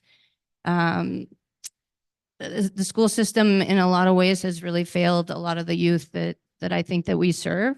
And I'm seeing really positive results from the program, the wraparound supports. And I'm seeing students that maybe didn't have hope, have hope. And I'm seeing students thrive when they, have had a history of potentially really, really struggling. And I'm seeing change all around with community, with role models. And I really do think there's hope that these students are going to go from here into all of these other amazing programs that are up here right now. That next step, I think, to our youth, they need to know that early in high school, they need to know that they have that next step, that they're going to be prepared for that next step. And I'm really happy to see all the success stories that we've had as well, just with our youth graduating, youth that potentially would not have come to school, coming to school and graduating and having an interest in potentially having a career in trades, but also just having a positive experience for their school. Thinking back to the memories that got made when we went out on the land and spent time with the role models that we have, whether it's, I don't know if it's about the housing, but it's more just about having that safe place, building their skills, getting access to their culture, and having that safe place where they feel comfortable, where they feel welcome, and where they really are succeeding. That's pretty meaningful. So I think that I'm really proud of the youth that we have. Anything else? She said it all. I would hope that youth see that there is more to life than what may be currently offered. And it's a positive thing. We need to build the confidence of our youth, and we need to be there for them. Open those doors and really just building stronger communities and stronger nations. My passion is in nation building, and I feel honored and privileged that I'm here in some way to help enable that for our youth and for our future, and for the future and prosperity of our people and our nations. I agree with everything that's been said here, and just to add, continue building connections and partnerships and being a resource for the communities, and helping people grow personally. When people are doing better, their families are doing better, and when families are doing better, communities are doing better. Also, another impact I hope we leave is a lot of the work I've been doing, reading the Truth and Reconciliation Act.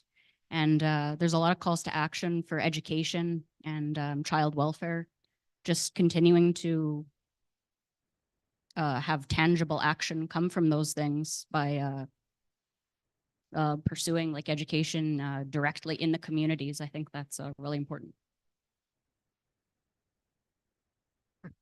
What impact do you hope that your program has on the lives of students beyond the skills transfer? Uh, with us at the training center, me, a trainer myself, so I work directly with the people in our trades. It's to give people that come to me identity and purpose, that maybe this is something they can go into, because I tell people it's better to try something than do nothing at all. And, you know, a lot of people don't think that they could be a welder. I just did a workshop at our training center. I had 100 girls come through from high school at a welding, electrical, carpentry, and heavy equipment workshop setup. And the takeaway from it, from exposing these people, young people from school to this, I said, so do you want to be a heavy equipment operator? She says, no, I'm going to take welding next year in high school. So that right there is why we do this, right? Is to get people doing something and feeling fulfilled that they're proud of what they do. So that's ultimately the goal here. Thank you. Well, it is 2 o'clock now. I think there's been a lot of information shared by our panel, so let's give them all another round of applause.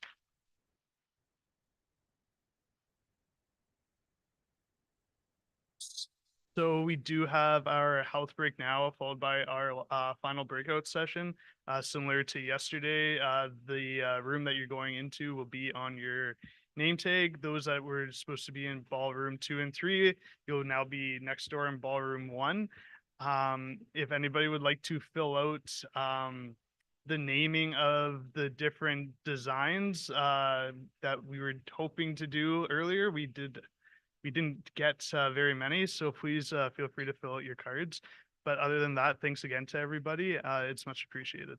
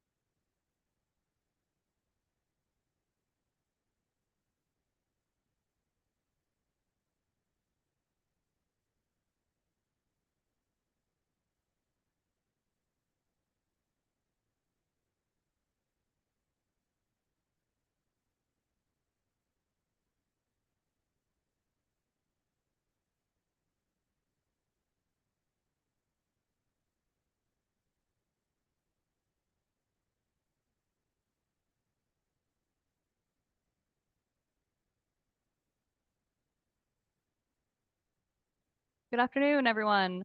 So we are 15 minutes behind schedule. I apologize.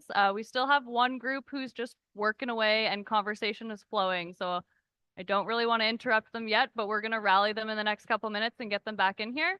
And then up next, we will have the presentation from Indigenous Services Canada, as well as Canada Mortgage and Housing Corporation. After, we will go into passport to prizes and closing ceremonies. And we'll be finishing our day there.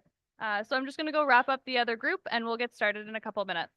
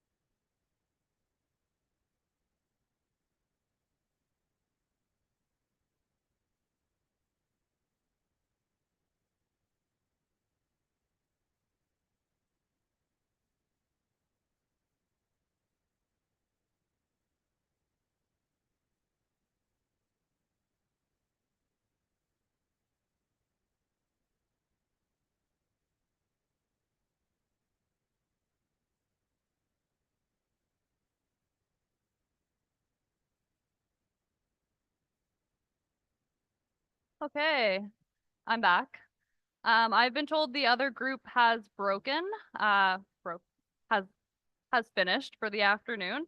So I think we're gonna move on with our agenda as everyone slowly starts coming back into the room. I know I can see people out for a quick smoke, and I'm sure everyone's just regrouping while we come back. I just want to give a quick reminder, if you have not yet put your green passport to prizes in the big gold bingo turner, I still haven't figured out what the name is. Please go and do that. It's your only way to enter into passport to prizes. Even if you don't have the full card filled out, please still write your name, your full name, and throw it into the draw. We will be doing that once ISC and CMHC are done with their presentations. So now I will invite Indigenous Services Canada up. We have Siva here to present. And I know he has a short presentation, and then we will allow for some questions and answers as well at the end of the presentation.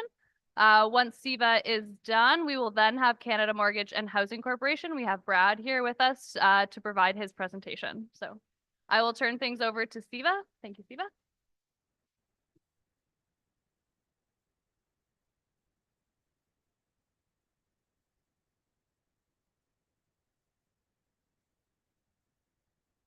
All right, good afternoon, everyone. As it was mentioned, I'm Siva Apia with Indigenous Services Canada, Ontario region. I'm the Senior Officer for Housing, Fire Protection, and Ministerial Loan Guarantees. With me is also Tracy, Tracy Roblin, work with me. And if you have any questions, just reach out to us. We'll be here till the end of the day. So today, I think we only have about 15 minutes to do the presentation. I'll just do a very high level overview of what we've done this year or last year with regards to housing and the investments and what we were able to accomplish. And then following that, I'll be talking about what is in the forecast for this fiscal year for 24-25. So there was a lot of emphasis put on us to talk about what opportunities will be available in 24-25 for housing. So I'll be touching on a little bit further on in the presentation. So in 23-24 last year, you can go to the next slide.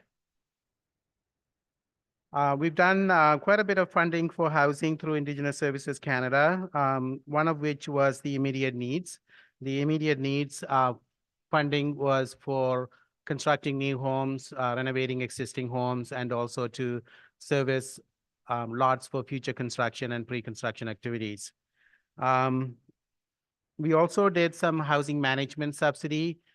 With the increased funding we've been flowing since 2016. I know there's been a lot of activities happening in the communities in terms of building new homes and renovating existing homes and planning for future homes. Housing managers have been pretty busy. So we were able to put in for a request with our headquarters to provide some housing management subsidy, which is basically salaries and benefits for housing managers or housing assistants or maintenance people, whatever it is the need in the community. So we were able to also provide some housing management subsidy to First Nation communities. I'll talk about it a little bit later in more detail.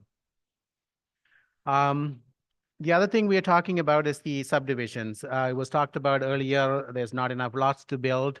With the funding that's flowing from CMHC and Canada, Indigenous Services Canada, much of the lots, they were available in the past years, have been used. And even if we have funding for housing, there is a real need for available lots to build on those lots. So last year, we started a pilot project to create some additional lots in communities, and we're doing that on a pilot basis. 10 tribal councils are piloting it in 20 communities. I'll talk a little bit more about it later as well. We've done some circle rider program as well for housing on a pilot basis with a few tribal councils piloting right now, especially for communities with high capacity needs, low population. This more of a centralized home maintenance program might be a better option. So few tribal councils are piloting it in their own communities, and we are yet to get final reports from that. As I mentioned, with all the increased funding from CMHC and Indigenous Services Canada, there's been a high demand for tribal council inspectors and tribal council technicians to do more, not only to manage the existing projects, also to plan for future projects. So last year and the year before, we provided some additional funding for tribal councils to enhance capacity in their tribal areas, whether it's be working with the communities to develop more housing plans or to help with the housing management or to help with applications, proposals, anything that needs to be done in the housing area to get communities shovel ready for program funding. So in terms of funding dollars, this is what we've done last year. We had a budget of $145 million in 23-24 fiscal year. This 145 million is only in targeted funding. This is in addition to the core funding that we provide to communities. How did we spend this 145 million is it's broken down there. For new construction, we spent $63 million in Ontario.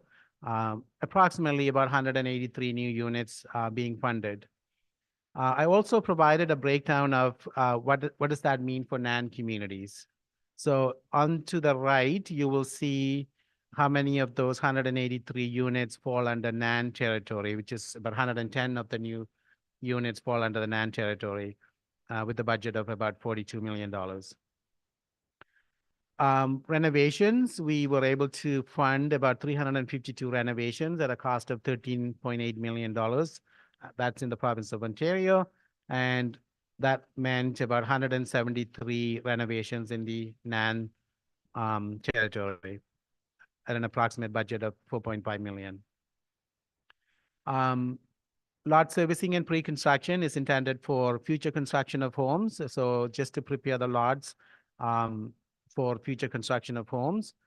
We were able to fund about 465 units at a $28 million budget, and about 123 of that falls under NAN territory at $9 million expense. Here's the housing management subsidy. It was funding was allocated to every community. However, the funding approval is based on a work plan and a budget provided to the communities. Out of the 127 First Nations we have in Ontario, about 107 First Nations submitted a request to access that funding. Out of that 107, 36 First Nations belongs to the NAN territory. So we spend about $2.5 million in providing housing management subsidy. So because the funding was approved late in the fiscal year, we also allowed communities to buy equipment with that funding. So if they needed to, in addition to hiring personnel, they can also spend that money on office equipment, laptops, printers, desk, anything, or even for maintenance staff, equipment, anything that's, to improve the housing in communities. That may not be the case. This funding will be renewed, so I'll talk about it in the future opportunities for this fiscal year. With the micro subdivision, so we are in the first stage of that pilot project.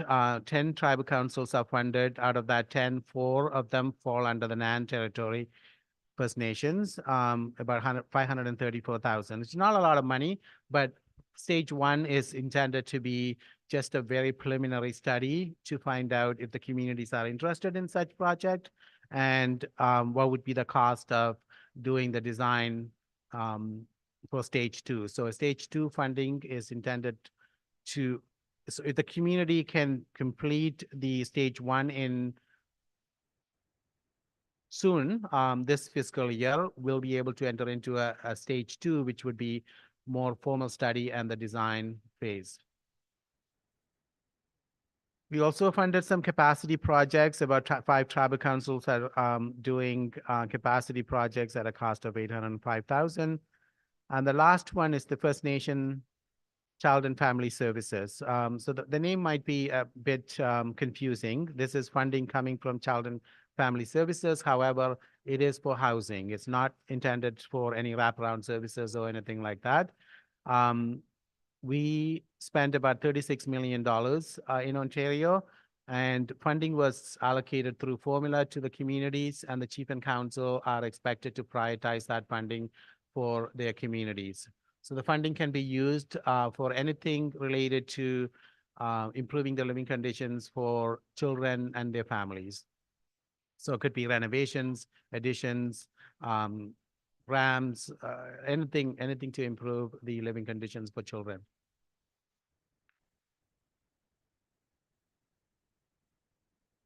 So what does this mean for next fiscal year, which is the current fiscal year, 24-25? So we do have money coming down for this fiscal year. We don't have it yet, but we know we'll be getting it. 21 of the NAN communities have not accessed construction funding in the last 2 years from Indigenous Services Canada. So that's a substantial amount of communities in NAN territory not accessing new construction funding. So I'm hoping that with the new designs being done, being finalized, with the help of the work that NAN is doing, we'll be able to support those communities if they are interested in building new homes. Similarly, 29 of the NAN communities did not access lot servicing and pre-construction funding. We've heard a lot about over the day and a half, that there are not enough lots to build. However, there's 29 communities with the NAN not even applying for this funding or expressing a need in their communities. So there might be some capacity needs with these communities. Tracy and I are willing to work with those communities if they have any questions, if they need help in completing the applications.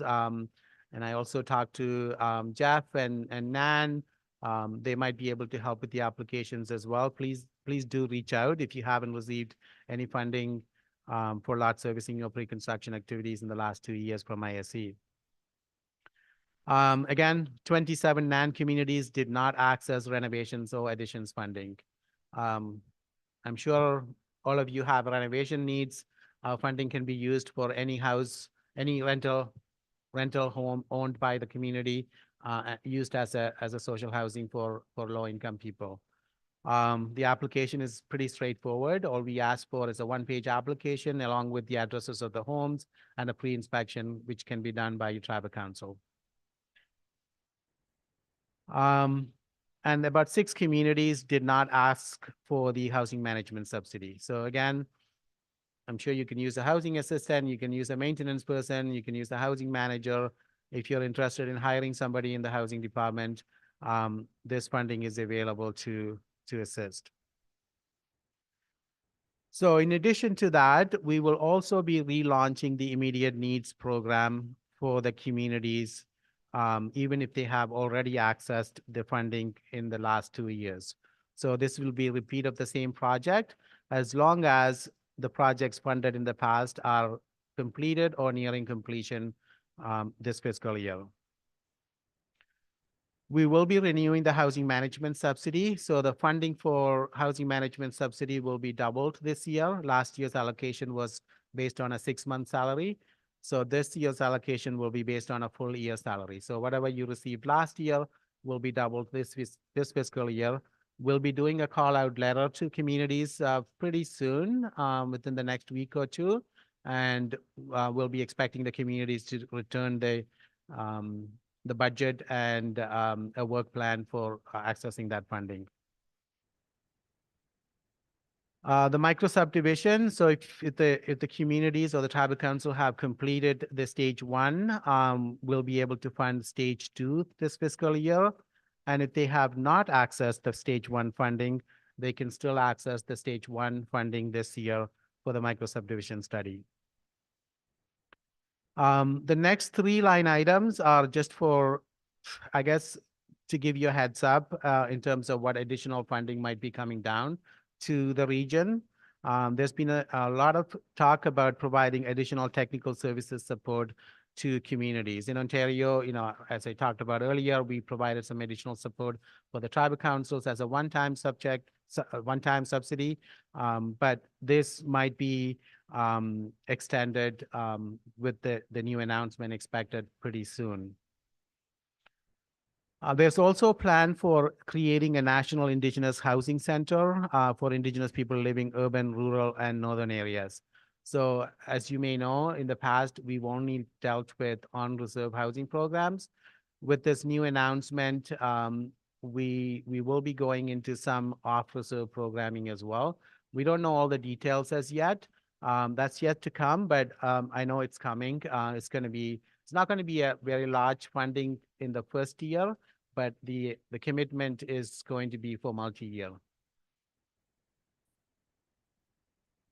So aside from the National Indigenous Housing Center, there is also going to be some funding support for urban, rural, and northern areas for Indigenous people.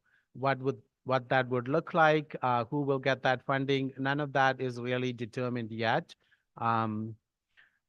Right now, our headquarters is doing some engagement with the national Indigenous organizations, and they'll be moving on to doing some engagement with the regional Indigenous organizations. And then after that, we expect to get some guidelines and programs out.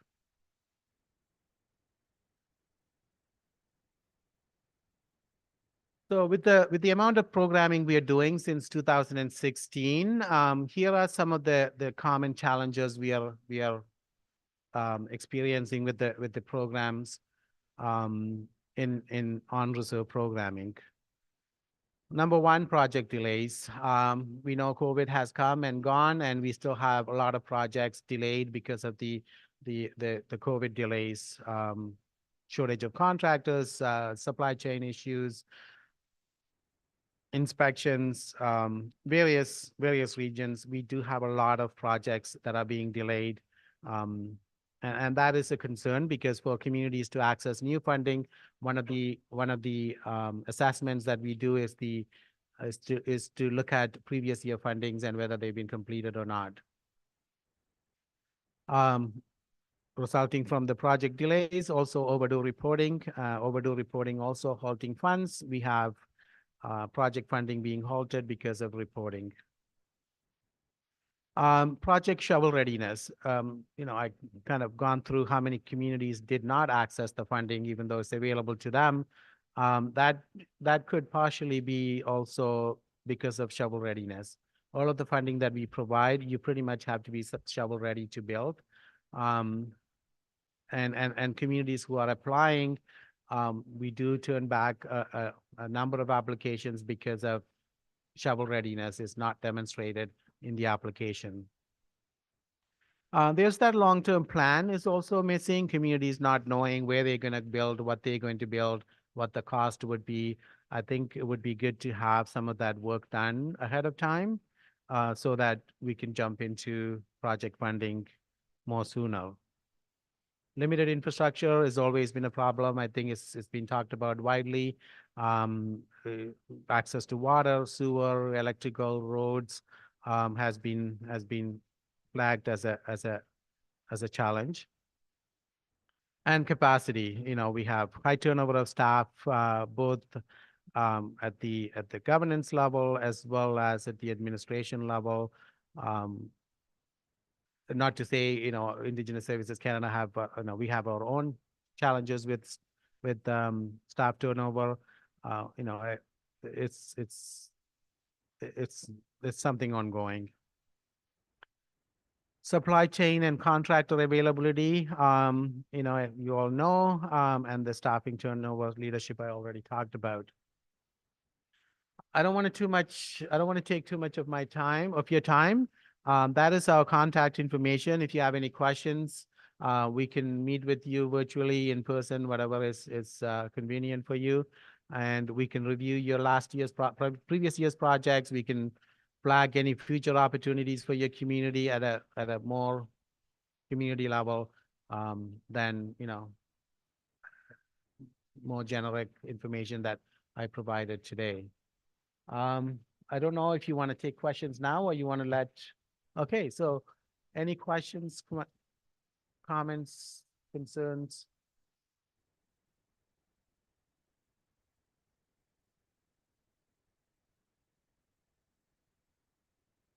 No questions.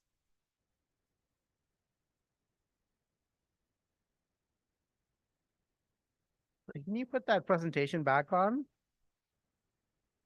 So I know there's been a lot of questions over the days about what is this micro subdivision is all about. So maybe I'll just touch on it a little bit. What we've done is primarily to address the overcrowding and homelessness and potential homelessness, along with insecure housing, is to look at quick solutions. What can we do in the short term to create additional housing stock in communities? One idea that was brought up is to build tiny homes and in shorter, smaller lots. So we've done some modeling of what these would look like, and that's what you're seeing. This one is on a 10-meter frontage, 32 feet wide lots. The houses are just sample of what you could be building. It could be, any houses at your choice afterwards. The intention is to do maximum of 100-meter extension of water, sewer, and electrical and roads, and to create a minimum of 17 lots for future construction of homes. Just a sample of what it would look like in terms of lots. You see, I don't know if you can see, the red box over there points to how many lots can be created with the 100-meter lot if you were to go with the 10-meter frontage. We also did a modeling for 12-meter frontage. That's just what it would look like. And that's the layout of the lot. And this one is the 15-meter lot. That's the maximum within the micro subdivisions. And that's 49 feet frontage. It can be as deep as you want, depending on the space availability in the back. And like I said, it can be as deep as you want, and you can do additional scope or specifications to have fences, to have shed in the back, so you can increase the living space inside the house. Everything is left up to the tribal council and the First Nation to decide how they want to decide for their own communities. Okay, that's pretty much the end of my presentation today. I guess one more round, if there's any questions. One question.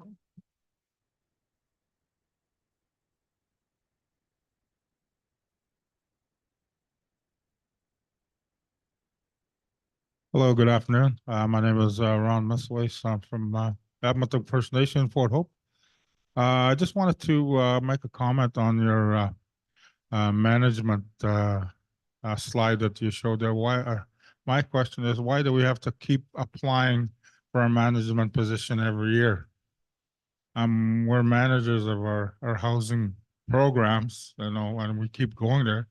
Why do we have to keep doing that every year? And my other question is, you're showing lot developments there for, urban sites in the city of Thunder Bay here. We live up north in the bush where we have 100 square miles of land. And why would we want to have our houses so close together? Right now, we're in the midst of constructing 10 houses under RHI. And our houses are only 40 feet apart because of a lack of water and sewer service lots and hydro. So I think we're missing something somewhere. And also for renovations, immediate needs funding is capped at 25,000, even before COVID, and houses that were renovated are costing us 132,000.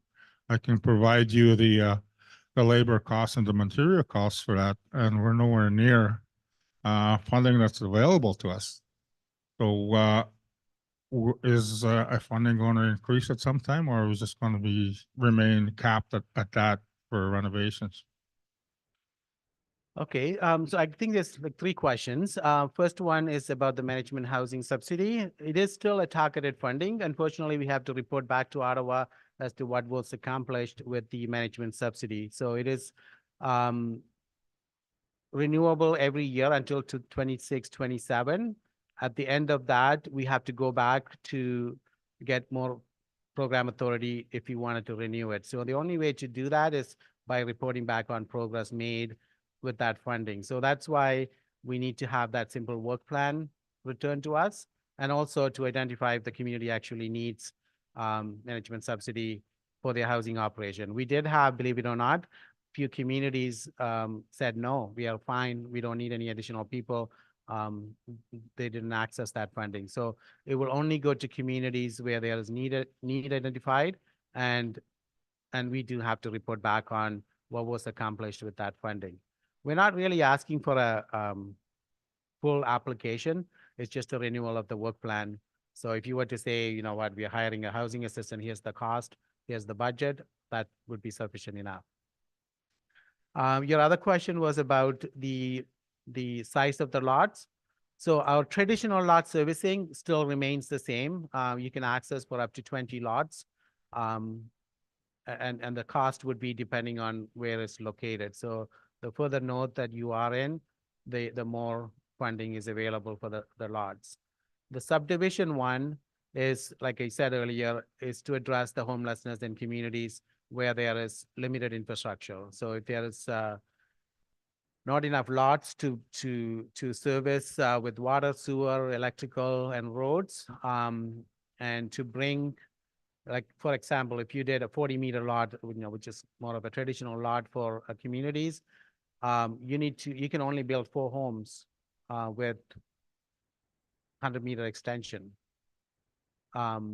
So the more densified housing creates more houses, but it is closer to each other. The compromise is that you will have neighbors, but you'll have your own roof to live until home of your choice is available in the community. More of a transitional type homes. Would be ideal for youth, seniors, people experiencing homelessness or likely to experience homelessness in the near future. In terms of the renovation funding, our renovation funding is, I think, goes up to $80,000 a year per unit, 82,500 per unit. So I don't know where that 25,000 came from, but you can apply for up to 82,500 depending on where you're located. So majority of the NAN communities, like Zone 4, that would be 82,500. So Okay, that's fine. I can email you that funding that we received for 25,000 per house. I can provide that information for you. yeah. It's under the immediate needs. My other question was, right now, is funding gonna increase for our First Nation communities? Because right now we're building houses that are 500,000, 600,000 per unit.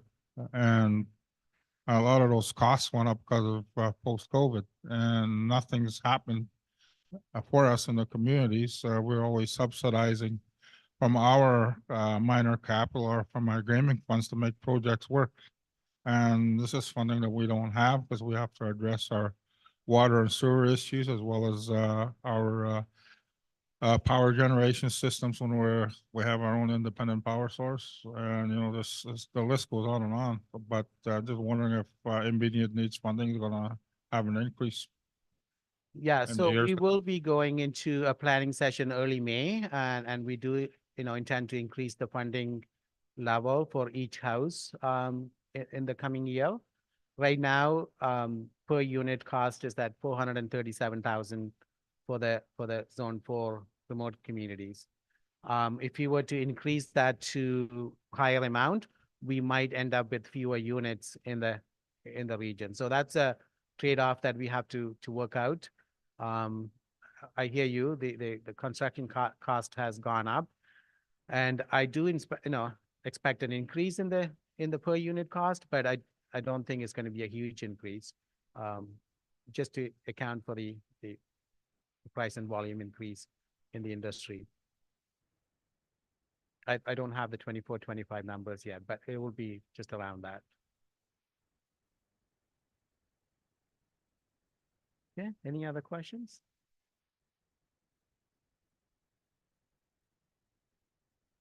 Okay, maybe I'll let CMHC do their presentation and then we'll take more questions after. Okay, thank you.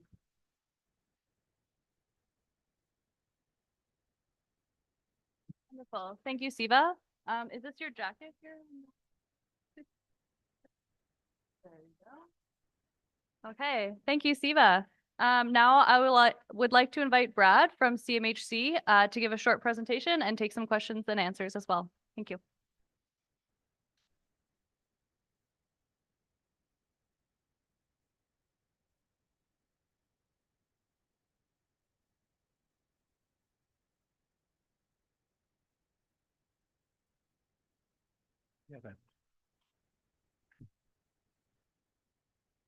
Testing.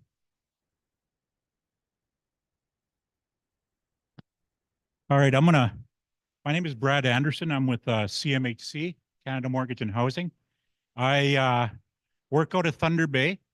I'm a specialist and I'm assigned a few communities that I work with. And my presentation today, I had a colleague, Brian, who was going to do the presentation, but he was called away. So I'm the backup and I'm the last act. So our presentation is basically an update and some updates on upcoming funding opportunities. So thank you for your attention. Next slide, please. So this is what I was talking about. We have a number of INS, Indigenous Northern Housing Solutions specialists who are assigned communities throughout Ontario and Canada. So we connect you with programs and partners to help you achieve your housing goals on or off reserve, CMHC based.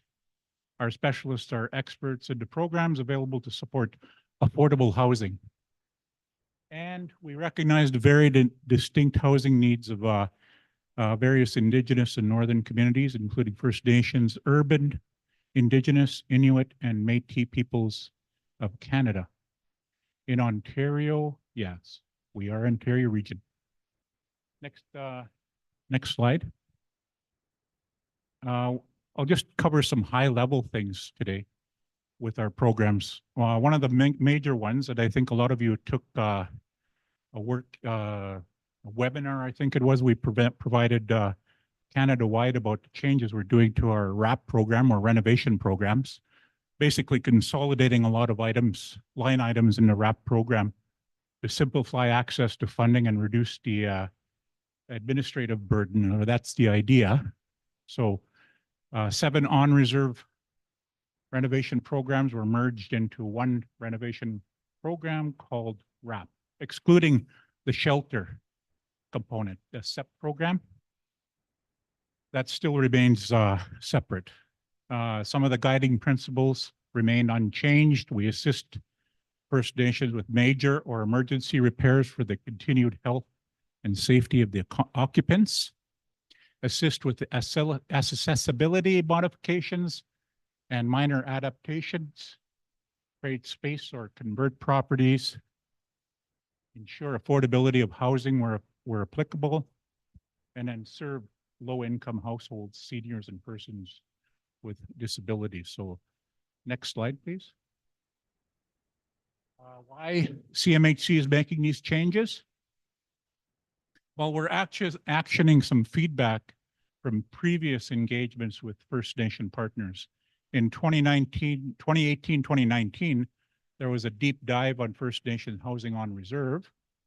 We took a lot of the information from that deep dive, as well as 21, 22, there was a CMHC process redesign project happening.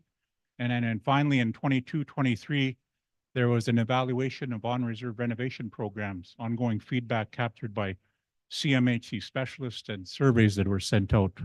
So doing that, CMHC went back and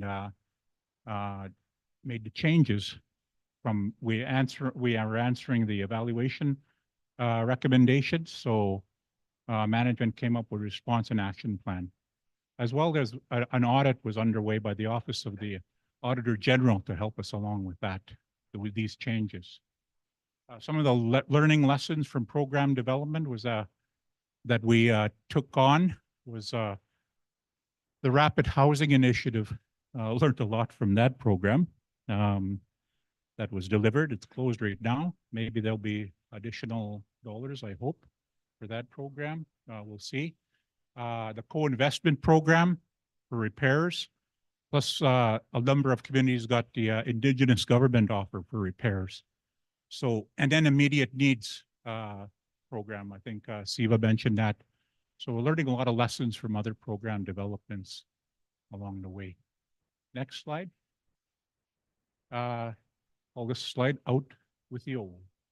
So in the old RAP, there was lots of repairs eligible, $60,000 program limit. Those were the pros. And the cons, all work items were mandatory, slower approvals. Disability repairs only after regular repairs were completed. Under the ERP program, the Emergency Repair Program, the pros were fast, no initial inspection, you control the budget. Cons, only some repairs were eligible, and there was a 30K limit on that program. HASI, housing, and this is the pros were the fast, was fast, control of the budget, and the cons, no repairs for disabilities under 55 years old, and it was a 20K limit. Next slide, please. So program improvements. There's a flexible inspection process and there's skill development. So before inspections and RAP standards, we had mandatory initial inspections for RAP and final inspections for ERP and RAP. RAP standards used to determine all major health and safety repairs. And that was last updated in 2005. So now, after reduction of volume of inspections, the scope of work is defined by the communities, First Nations. There's a simplified RAP booklet that's out there. If you need any of this information, please let me know. I have the contact information at the end. Climate resiliency work encouraged under this new program. Inspection savings reallocated to fund a skills development approach for the end of March 2024. So there's skills portal open right now. If you have any proposals for skills, that's open. There's random final inspections for a few projects. And contribution, this is the best part, it's paid up front, all of it. So as long as you provide your banking information, whatever you're approved for, all the money comes forward so you can start your renovations as soon as possible. Greater flexibility and control to the communities and the management of housing in their communities. Faster application processing time, improved experience with First Nation governments, and co-developed focus on skills development. So next slide, please. Some things stay the same. The house must be eligible, no prior funding or no subsidy, like no Section 95 subsidy. It can still be for occupant owned or First Nation owned rentals, as long as the home is not currently receiving subsidy. And subsidy is with Section 95 program again. Occupants must be eligible, household income below the forgiveness income limit, and we have those that information provided as part of the program. Repairs must be eligible. Again, there's an updated RAP booklet, and then the SEP rental remains the same, so there's a separate application process for that. Next slide, please. Next program here, housing internships for Indigenous youth, the HIGH program. What is it? We provide a wage subsidy to organizations in business and housing to hire youth in internship positions. They have to be between 15 and 30 years of age, minimum of 8 weeks or a maximum of 2 years. I've known some communities that have maximized that subsidy over 2 years. It's been very helpful to them. 2024 applications are open right now. Monday, the portal closes, so if you haven't had an opportunity to put in your application for a student this year, please put it in. Closes end of day Monday. Next slide, please. Program expansion on this program. It includes non-Indigenous organizations wishing to hire Indigenous youth in a housing-related field. So they have access, non-Indigenous organizations have access to the program. and they can apply through the portal. Again, deadline Monday. Next slide, please. Right now, we have open what we call Indigenous skills training. So program supports partner-led skills and capacity activities that seek to improve housing outcomes on reserve. IST, this is the acronym, takes a comprehensive approach to skills and capacity development that may address housing needs of many communities.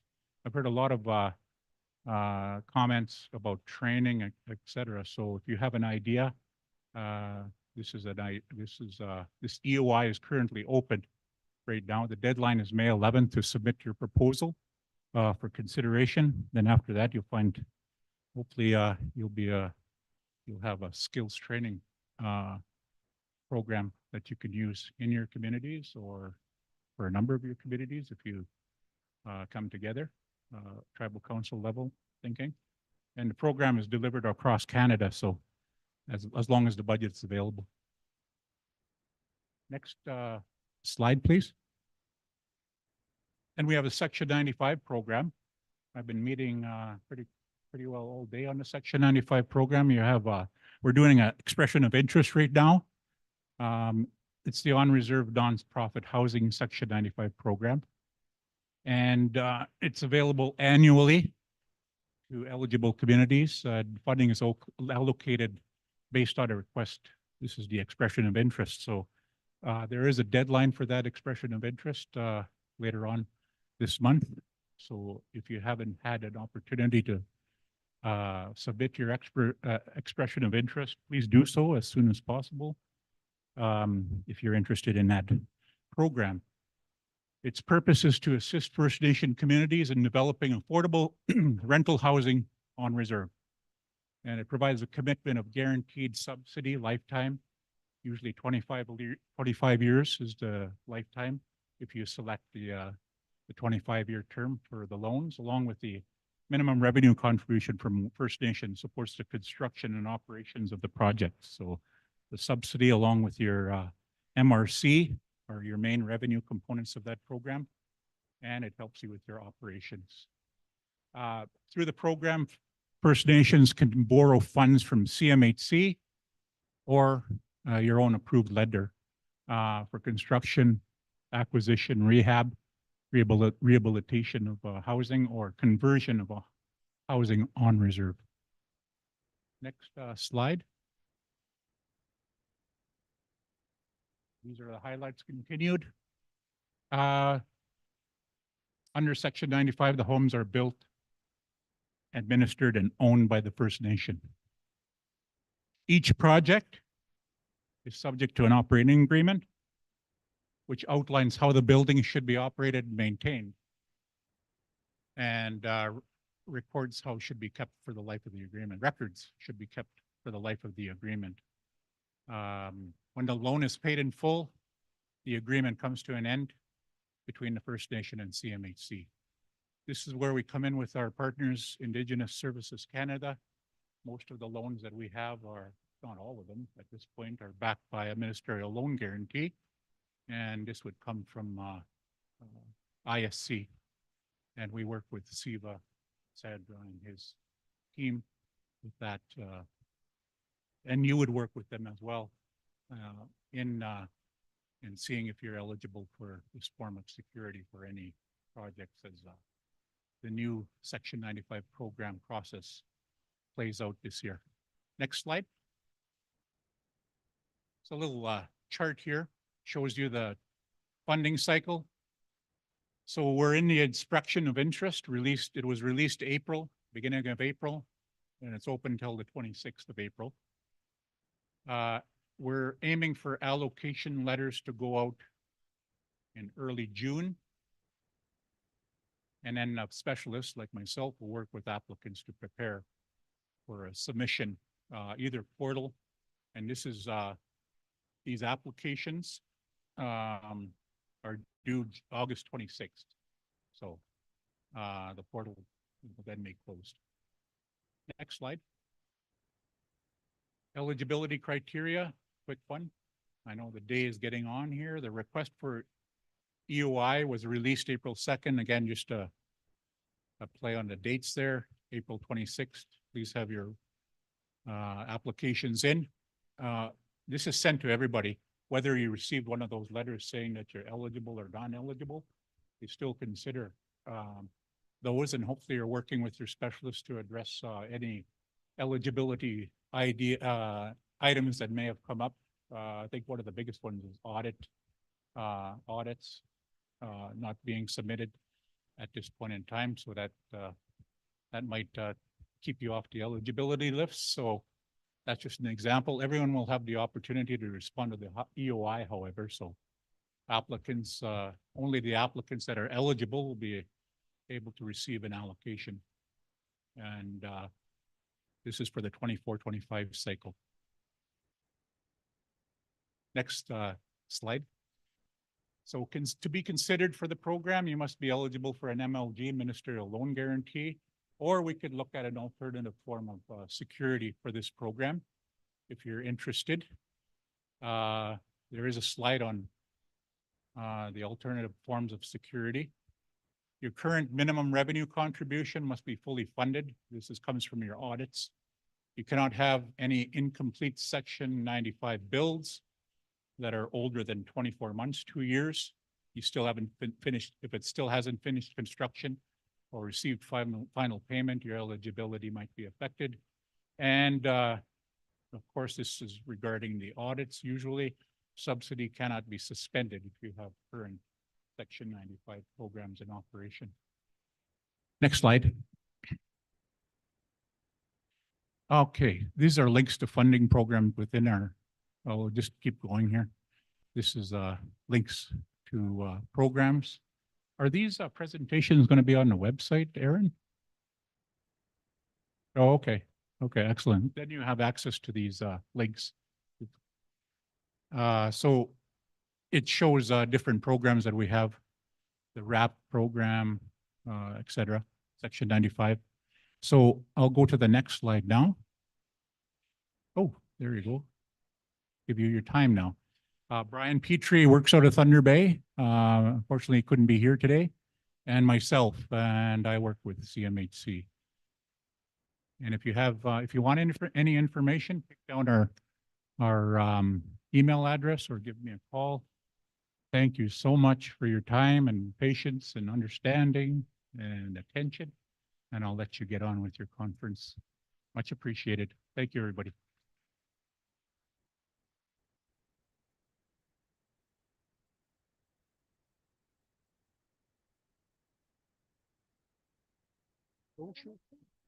Does anyone have any questions for Brad at all regarding his presentation? We want to do some passport to prizes instead of ask Brad questions. Okay. Oh.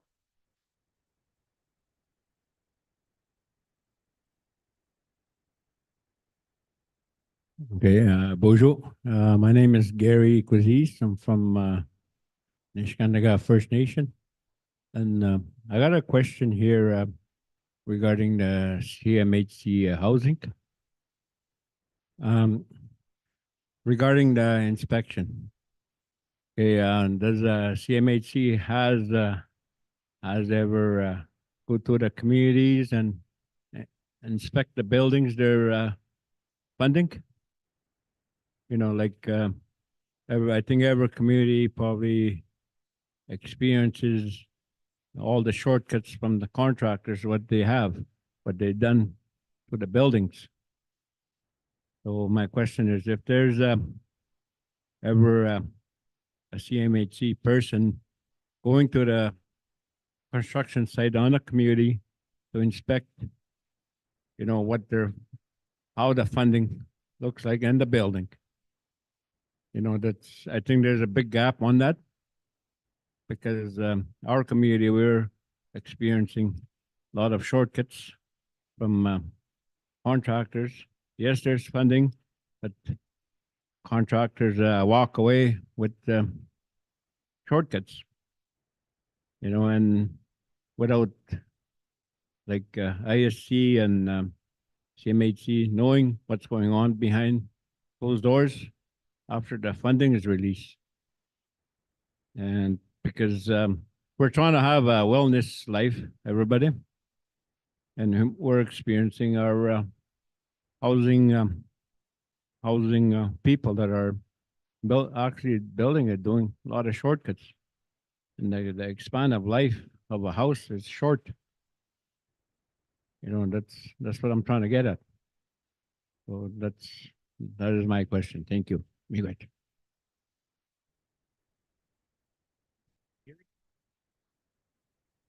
Thanks, Gary, for your question.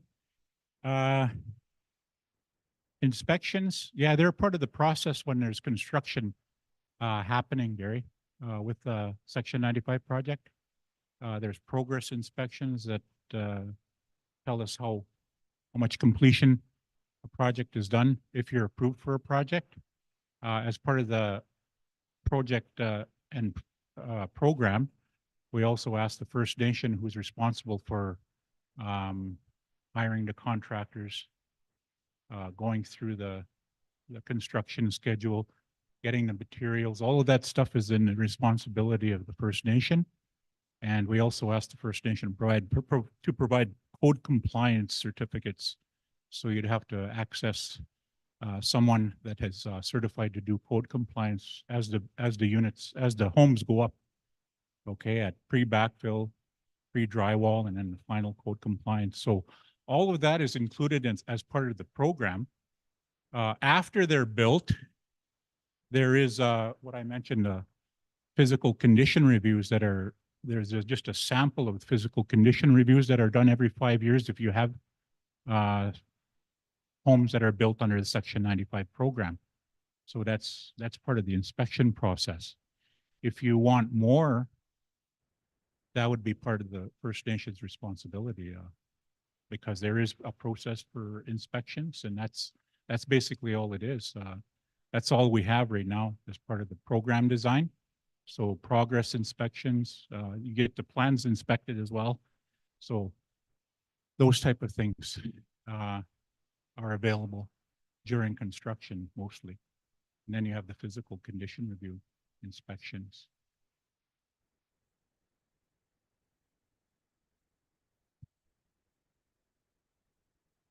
Okay. The reason why I brought it up is we have only one inspector in our tribal council. You know, and you have so many projects in our area, like all the whole Matawa area, you know, and there's a lot of gaps that are hidden. You can't see them all. Yes, you see the building, but the construction part of it, there is a lot of shortcuts, you know, where First Nations has to live with that.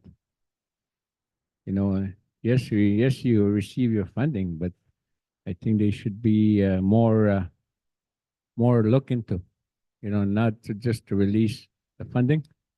You know, I think that would be more beneficial for the communities. Yeah, Miguel. Do you know who your specialist is, Gary?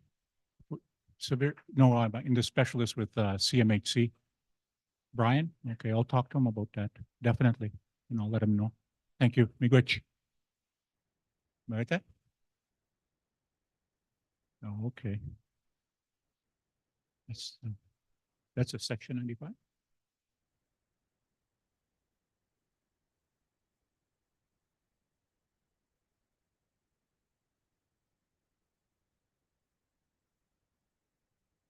Yeah.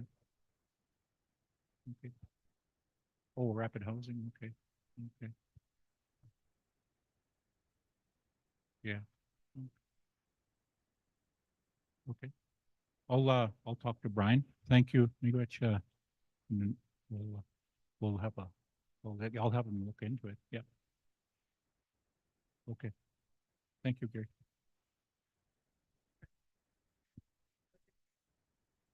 We're done. I'm done. Okay. Any more questions? Oh, Alan over here. Do we have another mic going, Nolan? Or okay. Okay, Nolan's gonna bring you the mic just up here.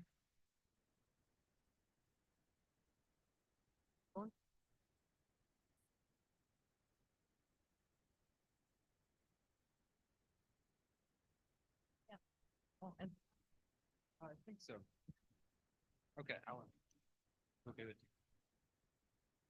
My question is about the inspector when the houses are completed. Why does that thing fall on the First Nation to pay for those inspector to come in? Like we're already strapped for dollars. Cause I got an email recently. We have some houses that were completed and they they want us to cover the cost for that inspector to come from the tribal council. Like, doesn't the tribal council have their own dollars for that? I can't speak for the tribal council, but part of the progress inspections when you're building a Section 95 or a nonprofit housing project, CMHC asks for the progress inspection. So they ask OFNTSC at this point to do the inspections on the progress part, but the code compliance part is still with the First Nation. So you still have to include that as part of your budgetary costs when you're putting the project together. So that, I don't know if that answers your question. But the physical condition review inspections, those are asked by CMHC. CMHC sends somebody up, usually through a contracted, whoever's working. Usually the tribal, it flows down to the tribal council to do it depends on the type of agreement the tribal council has with whoever our service provider is. In this case, at this point, I'm not sure whether or not OFNTSC is the one that we've been working with lately, or we go direct, like we send our own inspectors up for progress if we have to. Yeah.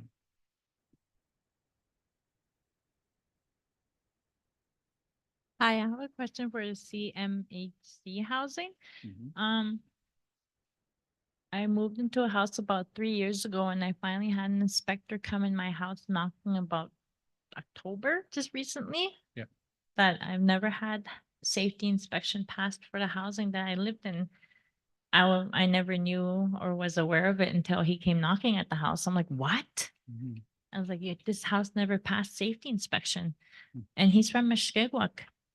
Okay. So I'm just wondering, like, how does that go? Like, if it's flowing through the First Nation, why is Mushkegowuk safety inspector coming? Do you know what I mean? Like, to come and pass safety inspection for Usually, housing? if the First Nation doesn't have someone qualified to do the inspections, they would ask someone from the tribal council. That's one way to get inspections that they are requiring under some programs, including Section 95. So yeah, but the management of the inspection process after the houses are built are with the First Nation. So it would be the housing inspector, I mean, like the housing manager, that would be. Your housing program, yeah, the however program? it's organized in the community, yeah. Okay, thank you. Does that answer your question? Yeah, Okay, it's thank you. All right.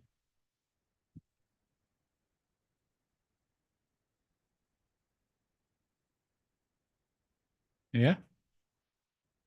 Passport to prizes? Yeah, okay. Thank you, everybody. Again, have a good day.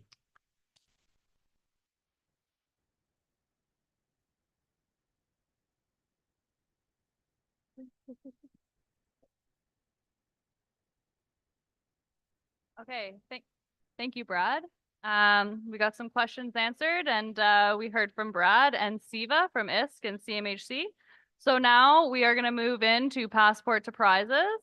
I have Bide bringing me my, what is it called? Can someone help me with the name? I don't know. Are you going to pass them to me or? Yeah. Okay, so just before I get into this quick, because we're gonna do passport to prizes, and then we have our elder and our drum group here as well to do closing ceremony. Quick reminder, please fill out the survey that was passed around. There's also a digital copy of it as well.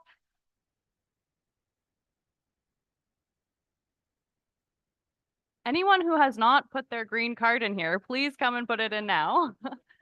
You have the survey on your tables as well. If you could fill that out, we would appreciate that so that we can make next year even better. And just an Oh, Hezekiah's coming. Okay. And we also, if you have not picked up your delegate check from the Odin room, we will be doing that at the end of the day as well. Okay, so last call. Everyone's green paper is in this thing. Sorry, I still don't know what it's called. Almost. A tumbler? Did I hear tumbler? Thank you. Thank you. Okay. This is the last one, right? Okay.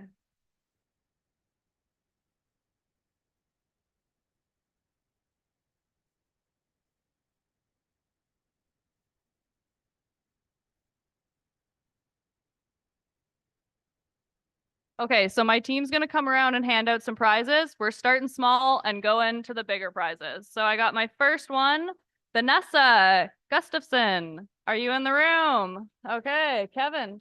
If you could shoot your hand up and the team will come around to you. Andrew Linklater. Can you shoot your hand up back there, Andrew, so the team can see you? Perfect. I've got Leonard Brown. Leonard Brown. I've got Graham Etcham. Steven. Where's Steven? Steven, are you in the room? Ah, I see you. Zach, right there. Okay, I've got Leinard. Ah, there we go. Am I moving too quick for you guys here? Can you shoot your hand up again, Leinard? Yeah, Kevin, back of the room. Okay, next up, I've got Mark Tate. Mark Tate in the room. Ah, there we go. Okay, next up, I've got Gordon. Gordon Etherington. I got that right this time. Okay.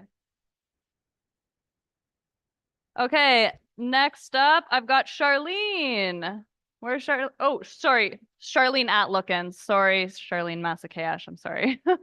Charlene Atlookin, Fort Hope. Okay, over there.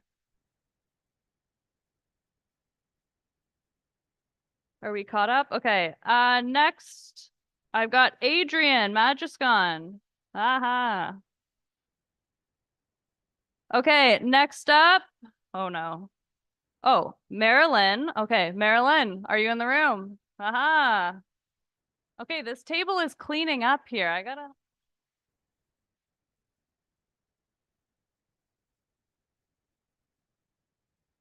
Okay. Oh, someone didn't write their name on their card.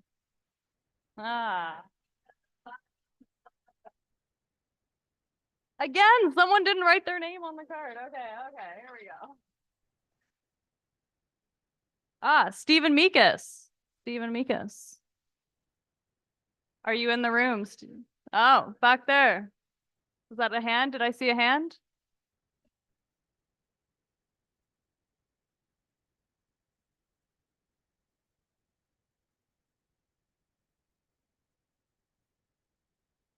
Okay, next up I got Jeremy. Jeremy, are you here? Right there.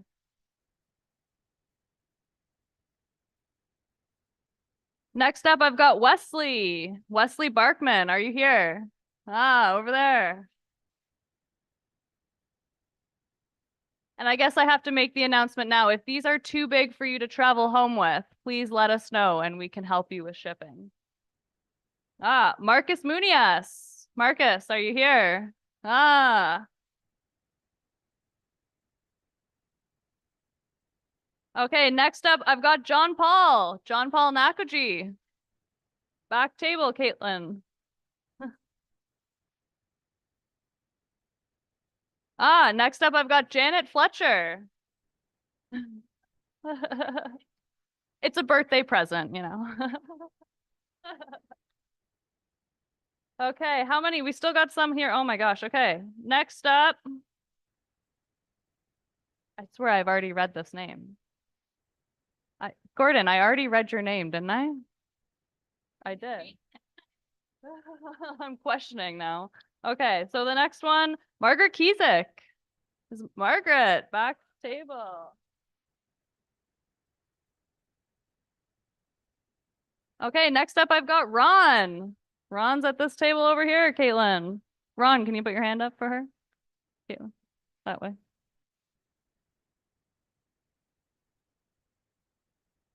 Okay, I've got Sam Bedwash. Put your Sam won 2 days in a row. You won the draw yesterday as well. Next up, I've got Hezekiah. What are we sending Hezekiah home with?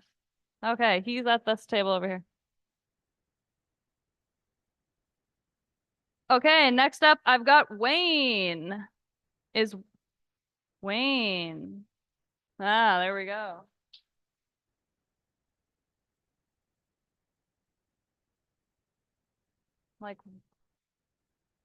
Like, why can't I read this? Oh my gosh. Bob? Oh my. Okay, sorry, I'm reading the phone number because I can't read your writing. If your phone number is 204 612 1984. Okay, again, a no name.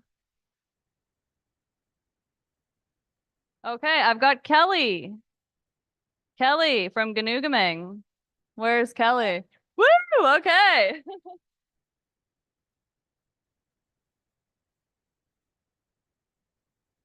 What do we have left here? What's going on? Okay, next up, I've got Bernard Gagnon. Where? Okay. How many we got left over there? So we got 5. We got some fishing rods, and then I'm pretty sure I see an iPad on that table as one of the last things here. So next up is Marvin Wabass. Is Marvin Wabass here? Okay. I hope you're taking us muskie fishing with that rod. Okay, next up, I've got Courtney Ward. Courtney Ward, are you here?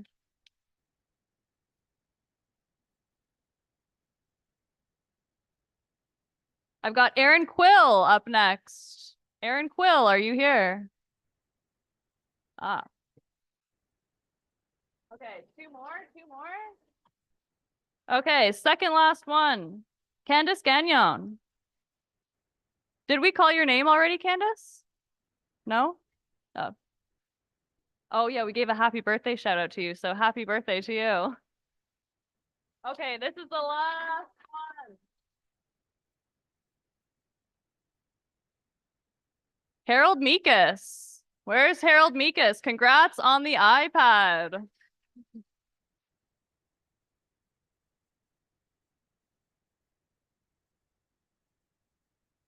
Okay, awesome. Okay, I'm going to turn things over to Mike McKay here to close us out, and we'll get going with our closing ceremony. Thanks, everyone.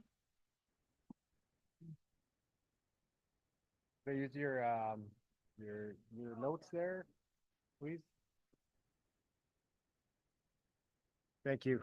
Hello, that works. Thanks for those, thanks for handling the passport to prizes. So yeah, this comes to part of the closing ceremonies. Yeah, thank you, Miigwech, for being here, coming here. I know everyone's busy, you know, frontline workers, housing staff, housing managers, leadership counselors, chiefs. Thank you very much for making the time to come in here to Thunder Bay and being a part of this valuable feedback we received. We're happy to, you know, showcase some of the designs that were led by the communities. So I appreciate that. Quickly, can we give a round of applause to the NAN team, Aaron, Zach, and Caitlin, and the rest of the team and the TDL? Great work. they worked hard for this, so I appreciate it. Yeah, in kind of closing, as I said, I appreciate all the continued support and the partnerships. That was the theme of our conference this year. So hearing all the great work that's happening with the panels today, with the organizations, with SLAM and OSHKI and KCATS. It's wonderful to hear that, working towards building up the skilled inventory within our communities to build, to build houses and continue that good work. Quickly, like to acknowledge also, thank you to the venue, Valhalla, for hosting us. Thank you to Maverick AV Services for all the AV work that they provided for the last couple days, as well as Tag Creative Strategies. They helped us coordinate this event, so I appreciate their hard work. So moving forward, I would like to introduce the elders for a closing prayer. I'd like to please welcome up here Rosie Mosquito and Elder Martha Sturgeon. Then once they finish their prayer, we'll close off with the drum group.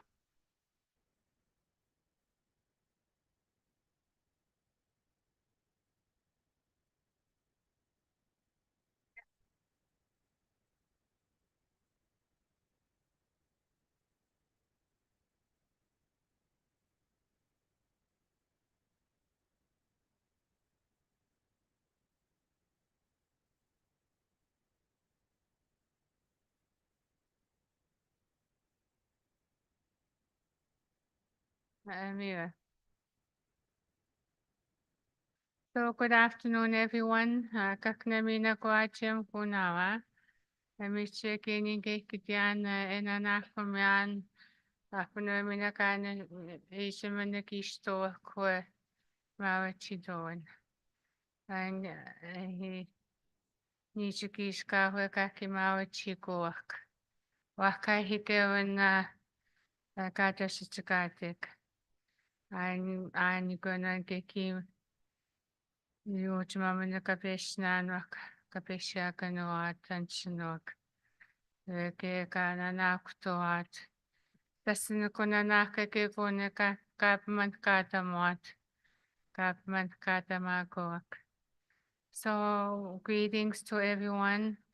I'm happy that we are coming to a closure, a positive closure of the discussions that we've had on housing these last couple of days, looking at the various pieces of work, designs, initiatives, undertaken by different groups, different organizations, and the great work that each and every one of you have been engaged in. And so I want to thank you for all your work, for all your dedication and commitment to help make lives better for our people through housing, trying to provide the housing our people need in the communities and the ways in which to address, the chronic housing shortages that we experience. I might add on a personal note, I come from Bearskin Lake First Nation, and I moved here about 30 years ago. And I never had my own house in the community. But that's the experience of many of our people. So it's important, that we have these forums, and these discussions, and more importantly, the work, the work that is so necessary, to be able to afford and provide, warmth and shelter, for our people. It is a right, it's a human right, and it's a treaty right. And so we carry on, Okumaun ekiestamako Okstokmakwe eki ashitamake wapan. We have, we have this right. It's our treaty right. And as I like to say, it's on us together to ensure, that our rights are respected and that they're honored and that our treaty rights are living treaties. Living meaning that they are honored and upheld. That was the foresight, and that was the vision, of our elders who signed our treaties. They signed the treaties for our well-being. People talk about looking into the future. Some of our brothers and sisters talk about looking, 7 generations forward, and that's what our forebearers did. Mishimishim nentaman ewapakian webuko mamo en katik mawach kupamat katik kue wakaitiun katas katik. Amiga, nanakum nawa.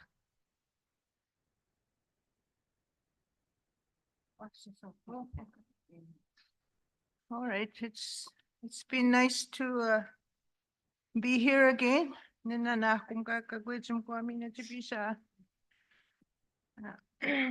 Konin ko nag gaining kindas in hue wakai ko ang kabits anim sick mawat ko anim se chiki kape mini kabesh jawya. Konin ko nag yung gaining kindas. Mitsinana kumian kab mian kadik. Kabisa kinwa kesto kitashiko no akenta make ishna ko kaya inakamaga kaya is that tatawa ko ke gish unakto ko kaya mi bukno kakna mitsuko the gods want to chenwa with the moi ko no can't cut the moats with a umata unik. I was smoking menak kinwana ni kan wakaya. Ego gengi vidana van cabbage kuch min shamak chihag kak to them watch, Watch Kimaskawane Huenica gives so buki guiaqua. Mistake knamaka when Ego gay he again mutama banem chicken. And when I come in the kagan and minosh no kabit gay kusiek. Mitskui match chimene kabe shake minake imajo jayam hiaeke jenik no moe kwake tuskad simwa. I'm chesna nakumian. Muskish yamchkia. Let's pray. Heavenly Father, thank you, for this day that you have given us. Thank you for the time we got together here. I thank you for the workers here in town, but also up north. They're very knowledgeable. They might not have the best education, but yet you have given them, the knowledge to live together, to build homes, to seek funding. Thank you for that. Awashme the Sukuhiwani Jenny Mashko and Katamwach and Mashko Kentamwach. Mina go skat suck Jenny Knowwagan watch, giving our gishi matchit sort. Kanana kumandash Kakanabagoida Dashikeunan Kiwetnik Okmakana Nigani Tamagek Lujimetamwag Mina ke kchihak, mina ke uskatsa, kahkana bukut sumin kanen mato, chikamaga be, kenda mwag, chiem chikewaj, mstahibuku, imai jibmin jamwaj, iwane kikna magewna, na washmedas, jene kenda mwaj. Music na nakumnan. Wichi snam, mina ke kanwenim snam, kanwenim kupmiawnwa. Their travel home, give them a safe journey, to make it home again. Thank you so much. We have so much to be thankful for, at least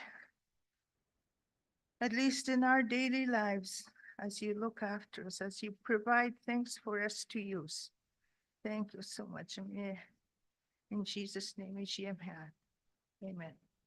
Amen. Okay. Miigwech. Mitch kansayo ni ganin duchi.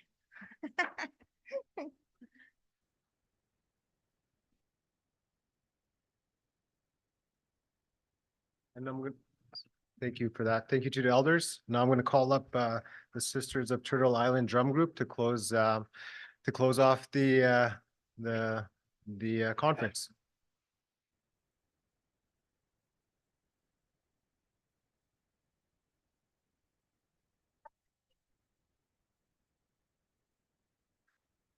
The turtle guide you on the importance of a house.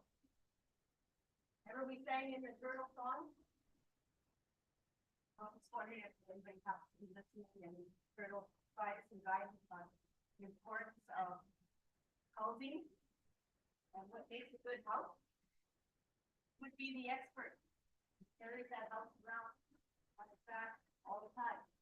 So who's the expert? That's one of the reasons why we sang that song. So we're honored to be here with Songa. Next to me, we have a couple, not new members, but a couple that couldn't be here with us. But they're feeling better and they're. So the song that we're gonna close, so we got two songs actually. The last song will be the traveling song, since you want to take this but this one that we're gonna close is a song called Mother I Feel You, and it's written by a woman by the name of Diane Martin. And this song doesn't need any translation.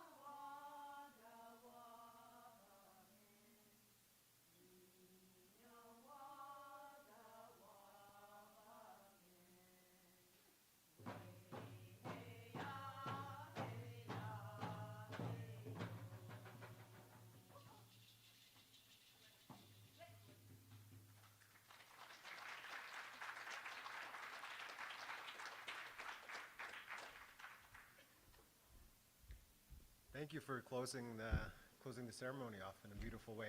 Appreciate it. And that concludes this year's housing summit. So thank you again for attending, and safe travels home, everyone. Thanks.